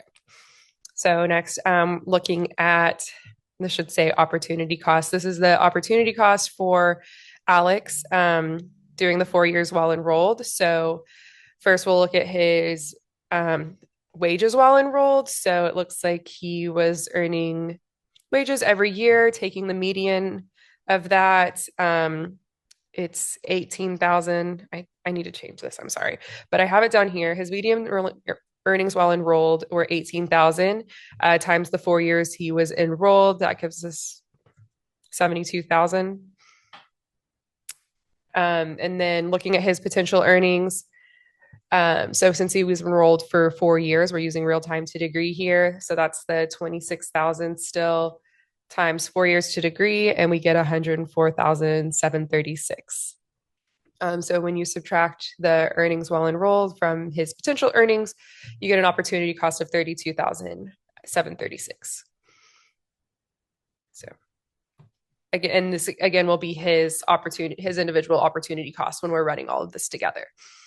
Next, we're looking at the base comparison wage. So like I said earlier, we found out that biology has a target year of 5.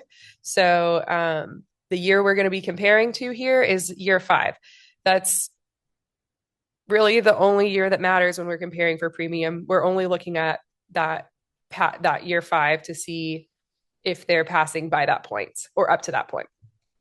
So for the base comparison wage, it's 26,184 times 5 years. $130,920 at year 5. And then next, we're going to project his cumulative earnings. So we're going back to our old cohort with Maria and her friends, and we're using their wages to estimate what Alex is going to be making. So we take the average for each year to get annual earnings, and we have that right here at the bottom. And then once we get the average, we get the cumulative annual earnings. So oh yeah, sorry. Yeah, so 55,000 at year 5. And then we'll be using this cumulative earnings as the comparison, only at year 5. So are there any questions about this so far? We're moving along. Okay. So yes, now we're going to find out if Alex earned a premium. I'm not going through each step this time, but it's kind of similar. It looks like I wrote that down wrong, and I'm sorry about that. But this should say $35,000. Total student investment, $35,000 across the board. Opportunity cost, $32,736. We have our base comparison wage at year 5. Again, there's that $130,920. So then we have his total cost at year 5, the $216,656, and projected cumulative wages, $245,583. So yes, he did pass by year 5. He actually passed by year 4. So he's going to get a point for premium, or his institution will get a point for a premium because he is breaking even before the target year. So.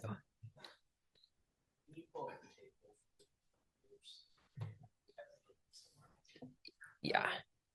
Hold on. Yeah, thank you. Like the actual target years that we calculated. Yeah. And then hide it. We did this for every 16 broad category to determine that. Can you use your? Oh, sorry. We used for the 16 broad categories for each type of degree to determine the year. So it ranges from 1 year. So health breaks even very quickly to, I think our highest was arts. 6 years. 6 years.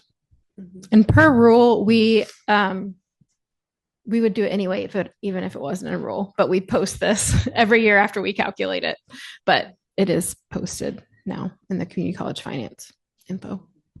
I was intrigued by legal services. I want to go deeper into understanding what types of credentials are being produced for legal services that they're breaking even within 1 year. I think that's paralegal. Why is there an asterisk by computer statistics? So for their bachelor's degrees at 2-year institutions, and they don't have 10 years of wage data yet, so we can't determine that. Okay. But I think, yeah, now we wanted to take general questions about the premium methodology and get, does anyone have a? Okay, so I think you answered this, but I just want to make sure we're all on the same page. So this will get recalculated every year. So you could have a different threshold year for FY26 compared to FY25. Yes, that's right. My question is more about just a clarification. In Alex's example, he met it within the 4th year. You were only looking at the 5th year. But if we take her example of a lady that stopped out of the workforce, excuse me, and didn't work in year 5, thus didn't make it in year 5, but did make it in 4, where you're still counting that. Yes, but because Alex, we don't actually have wage data for him because he just graduated. And so in the case of, let's say Maria, this is Maria, and she had a baby in year 1. We wouldn't have that data when we calculated premium anyway. So we're always using the projected amounts here for Alex, Maria, whoever we're calculating for premium. I think the limitation with that is we know that there are differences in earnings outcomes by race, ethnicity, gender, and income status, but we are using this as a proxy for the potential earnings. Yeah, but that's a really good point. I think there's some online. Okay. Going back to opportunity costs. Was there a specific question?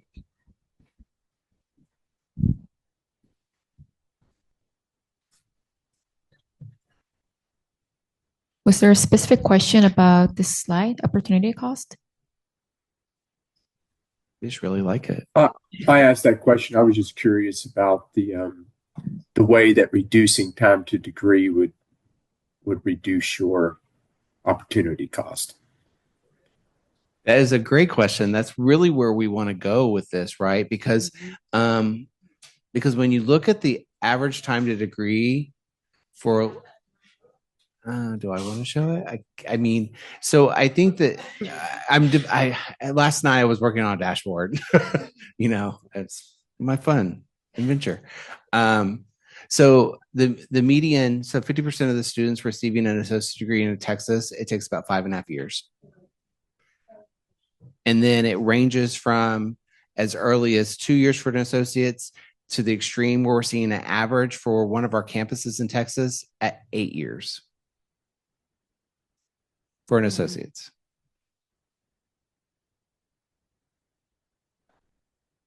I don't know what to do about that. We can't end on that note. Like we have to think of creative ways of how we can go deeper and understand what do those students look like. Now that we're having more and more data on parenting students, we can start looking at sort of layers of complexity of our students. Are they coming from rural areas? Are they coming from low-income backgrounds? We just have to do the forensic accounting, like I keep on saying, to figure out what's happening. And then we could have some shared practices across the campuses to think about why is it an average for 3 years for one campus versus 8 years for another for the same field of study. Is that average? I guess what I was looking at was that if you can create your plan to reduce the time to degree, then more of your students will probably be getting the premium because that opportunity cost will be decreased. Absolutely. So to your point about talking about calculating how long it's taking people to take to complete associate degrees, are you looking at all students or just first time in college full-time cohorts? First time in college. First time in college. So first time in college, but part and full-time. That's correct. Yeah. So we have to, so eventually, hopefully by next year, I want to create an image for multiple stakeholders to see that the days are in the past where we have one type of student, that we have these layers of part-time, full-time, stop out, begin, just like I said, it's non-linear. And how do we describe that to someone? Go ahead. Yeah. Oh, okay. To show the true account of what's happening. And once again, so I used to work with Chancellor McCraven when I was at UT System. And so he was from the military background. So Admiral McCraven back in the day. And he's like, David, he had this really deep voice. David, we need to do a better job with retention rates for our students. And I'm like, well, sir, with all due respect, if a student leaves, we can't put them in jail for being AWOL. They just leave. He didn't like that very well, but but it's true. It's part of this is the choice of a student and the complexity of life versus trying our best to help meet them where they're at, create a holistic approach to supporting a student as they go through that journey. And so I'm not passing judgment on the 8-year average, but what can we do differently to lower that time to degree? Because that also includes opportunity costs. The more they're out of the field that they need to be going into, they're losing out on those wages. So I don't have an answer yet, but here you go. Thanks. I think it would be really and then it would be really thinking of our students, it would be really amazing to be able to take this and then show them looking at. So we have a lot of students that work and they're part-time and they work because of financial obligations, or because they feel that would be the smartest financial decision for them. But if we can show them, in some cases that may be true, but in others, if they're shortening their time to degree and shortening their time to making that full-time wage post-degree, then the long-term investment, my words aren't clicking, but do you get what I'm saying? Like, if they could see, yes, you want to work now, but if you don't have to work now, long-term, it may be more beneficial for you to be a full-time student and graduate sooner. Do you get my words aren't eloquent, but you get what I'm saying? I hear what you're saying. So I think the challenge that we face is that, one, a lot of kids are working while they're in high school to support their families, right? Then they transition to post-sec. They're still supporting families, supporting themselves, trying to figure out life. We know that around 75 to 85% of all of our students, both in 2-year and 4-year, are working part-time or working while enrolled. So the cost of living. So that's the other thing I keep on saying to the board members and others, like, cost of living is not going down. You can't blame it on tuition fees. Rent is always going up. We can freeze tuition all day long, but until we figure something out about non-academic expenses, so for example, we have the leadership scholars opportunity where it's low income, high achieving students. We have 800 in the pipeline now that might not even have gone to college. They have a 96% retention rate after their first year. Based off their characteristics, they should be in the mid 60s. When you alleviate those financial barriers, people can focus on homework and writing papers and completing a degree. So my challenge is like, we also have this, these, I sound so old when I say this, like the younger generation that has immediate gratification on everything. And so they want something quick. Well, it takes time to teach someone how to do blank in biology, healthcare, whatever. And there has to be some pressure points to go through, but they have to have it where it's not going to be creating homelessness or hunger or other vulnerabilities. So I hear you. So we just have to figure out. The other thing that we haven't talked about is, how do we as a state subsidize costs for credentials that aren't producing a value because society doesn't value them economically? And that's something so I'm always trying to tell stories with data.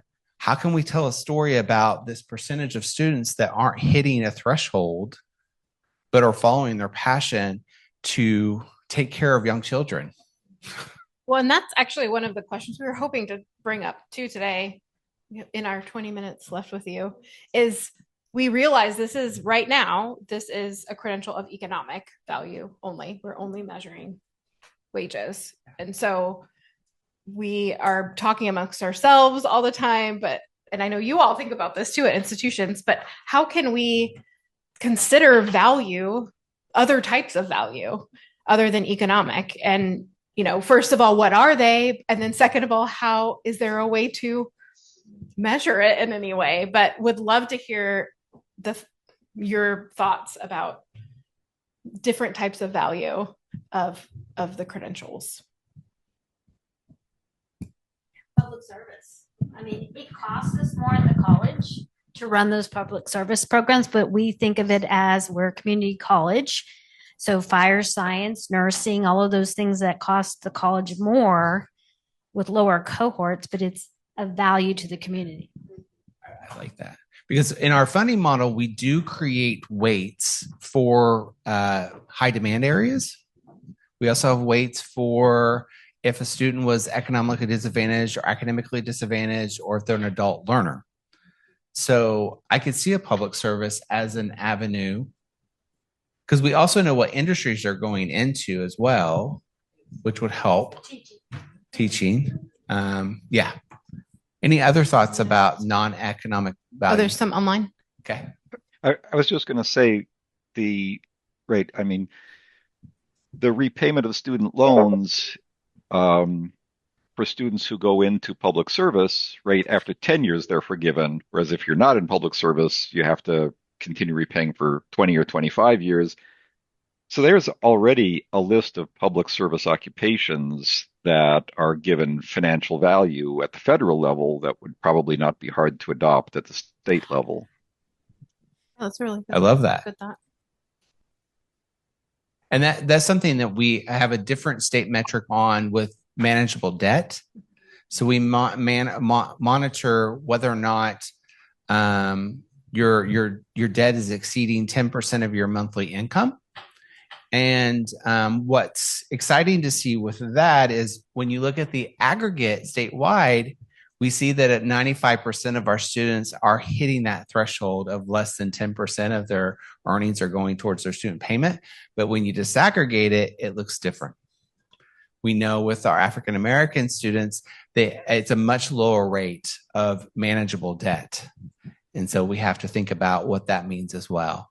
And so not only are they're struggling with manageable debt, then they're also getting paid less in the workforce. So there's another online. Hey, David, can you hear me? Yes.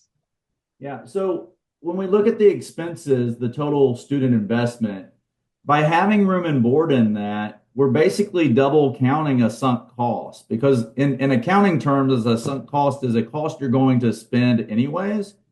And so since they choose to be humans and eat food, they're going to pay for that anyways for the survival of that year. And you would want to reduce the expense, meaning the payback period would be quicker, because you should not count their food expense against them and their living expense, since they have to do those things anyway. That's a cost of living, not a cost of education. We struggle with that one. Like we literally had that conversation, because whether or not you're enrolled or not, you're still going to pay, hopefully get to pay for food. But we're reverting back to how do you recalibrate that number when taking into account their financial aid? That was what we're struggling with. Because if they're receiving aid based off that amount, how do we take that out of the equation? Whatever that dollar amount is, you would reduce that from the aid. I don't know if it's always, because they're going to have to eat that anyway. So the aid amount would be reduced because that's not really an income, that's a pass through. I have to process that. We have to think about that. But no, I mean, so when I say we wrestle with it, we would wrestle with it for weeks trying to figure out what was the right, because yes, that and living with a parent versus not living with a parent and just the complexity of that. So once again, like I said, this is I view this as an organic model that we can improve and enhance as we go through, because while there are rules written, it's not written in stone. But thank you for that. Anything else online? What other questions? Any other questions? I think the main ones we wanted to continue to bring up with you all are, methodology concerns you have you might need to sleep on it. I know this was a lot of information at once, but we really do want to know if there's anything that's really giving you heartburn about how we're calculating things, but also as we move forward and into the continued iterations of this, making sure we are really considering what value means. And I think also we have a roadmap for figuring out how we can allow you to gain access to this type of information. So we have something called the secured portals. If you haven't heard of it, definitely check it out. You can request data on, right now we have persistence in graduation, transfer, and labor market insights. But I want to create a COV module to allow you to have access to information making sure that we're always following the rules and regulations around TWC and unemployment wage records, but we can get around that, right? And figure out ways of getting you more information because truth be told, we're drowning in data. We need individuals like you all to help us sift through and make meaning of these data. I calculated it. I don't know if I told you that, but I calculated. So if we had 40 research analysts spending 40 hours a week on all the data that we have, it would take around 15 years to analyze all the data. What's the methodology of that? That's a different workshop. I was looking at the terabytes and all that. Yes. But it's just, yeah, there's one more. There's another question online. Thanks. One of the areas of, okay, so I'm just going to start with the example, right? My cosmetology faculty swear up and down that all their graduates make $100,000 a year, but they're all independent contractors. Their wages don't show up in TWC, but just look at your wife's bill the next time she comes home. And I'm like, yes, you're cosmetology faculty. I understand you kind of have maybe a biased viewpoint of how much your colleagues make. But there are professions where there's a large proportion of people who are independent contractors, not W-2 employees. And we need some part of the model that accounts for that and tries to get some insight into how much they're actually making. Yes. So and I'm going to say truck drivers is another example. Absolutely. So CDLs and other types of sort of third-party credentials, non-credit, we're always trying to circle and try to gather more data on those type of experiences. But know that we're engaging with Equifax. We're engaging with U.S. Census. They're going to be matching our student data, everyone's student data on tax returns. So that will be next year. So we'll have a much better line of sight of what's happening. Because I also think about tips. I get really worried when we start calculating annual earnings for currently working while enrolled, because we know a lot of individuals work in the food industry, and whether or not they're reporting those wages, those tips, we might be underestimating how much they're making. What'd you say? I didn't when I worked on tips. What? They weren't in my. Oh, well, she didn't say that, so okay. It's not recorded. Okay. But yeah. But I think we just, like Melissa said earlier, we're always trying to triangulate and use other types of data sources to tell the complete story of what's happening.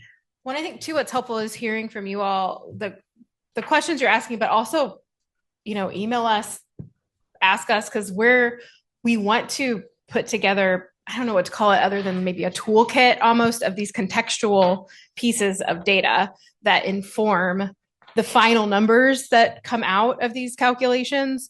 There's, as you saw, there's so many steps in between the initial data and then saying yes or no, they get a premium, or yes, no, it's a credential value. And we really would like to create, a toolbox of different data outputs that can help you have all the pieces of information you need to really, have thoughtful conversations about, like, okay, well, here is something that we could have a conversation about on our campus that might improve this metric. So we're always trying to think of how we could output more, even beyond, we're working on a lot of stuff in the secure portals, which, requires access because it's small cell data. But I would say even beyond that, we want to create things that are at the public level, at a high enough level that we can just provide them to your institutions that you can use. The other thing that I've been thinking about, that I don't know how, but just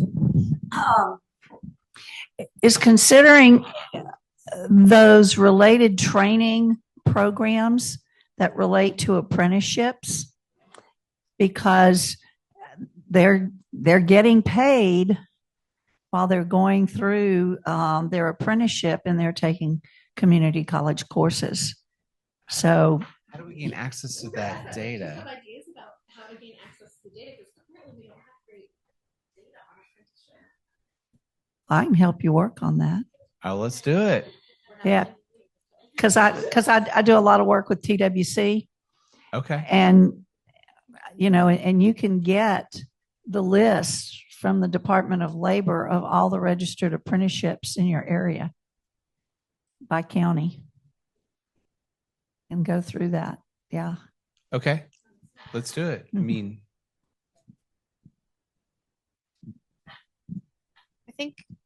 we're winding down. is there any other So- questions or Any other concerns? parting thoughts from people? I did want to acknowledge that we do, definitely go to our website. It's easier just to go to Google and do THCB funding, like CCF funding. There are different documentation. We have a simulation tool to understand what your portfolio of funding looks like versus what your potential funding could look like based on what types of degrees you're producing. Great. Thank you. It doesn't? Okay. So we'll add that. But we're just trying to provide more and more resources out for you all to have. So the secure data portal that you mentioned about leadership has been asking for that. How do they get access to that? Do they have to sign up for that? And the UI email, okay. And the UI information, is it same as the Texas Cruise or is it completely different on the secure portal? Texas Cruise is public. So Texas Cruise is completely public. This is going to allow you to have access to data where you can go to very small cell sizes for your institution.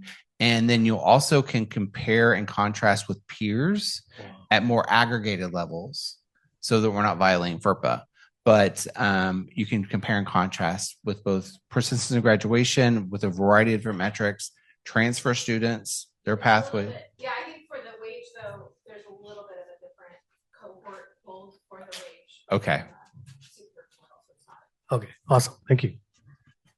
I think it's securedata.highered.texas.gov. But yeah, if you email me, I'll forward it to the right person. Yeah.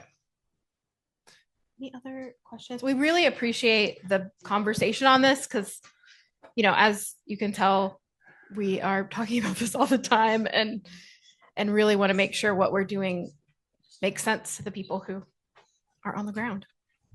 And we'll follow up with an anonymous survey to ask thoughts and opinions on how we can improve this content and the structure. I think we have gone through and worked with TAC on a roadshow, but I think this is the first time we've spent 3 hours on something. Yeah. So we appreciate your attention. Yes, no, we really appreciate it. And we will continue to do this. Like this is, if you remember, we did a presentation on COV methodology like a year and a half ago, I think, that was pretty deep.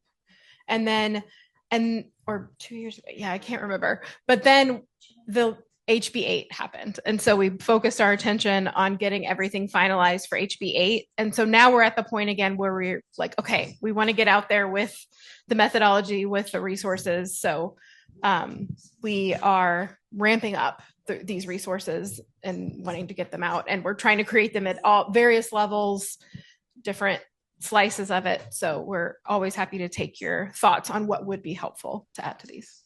And Melissa, David. Okay. There's so much wonderful chatter with people's questions in the online environment and so forth. And there's been great discussion sidebar going on in the environment. What's the best way for people to continue the conversation with you, especially because we have people that want to volunteer to talk more through these different scenarios? And what's the best way to get a hold so that the conversation can continue and the enthusiasm and momentum can be preserved? Email us. Well, I do think we need to set up something official. We need to set up a follow-up. So we'll send up what we can do is we'll send the group a follow-up meeting time that we can meet with you all for just maybe 60 minutes to sort of sort through some of the comments that were made for us today. We're going to watch the recording and take notes also that we will be happy to send out to everyone as well. And yes. Absolutely. And then we'll follow up that way. I was going to say email me, but I already get enough emails. So I think we need to set up something specific. Yes. Email Taylor. Well, thank you all for being here. Thank you online for staying engaged with us. We appreciate your questions and comments and suggestions. And thank you for Melissa and Taylor for doing some amazing work with this methodology. So thank you. Thank you all.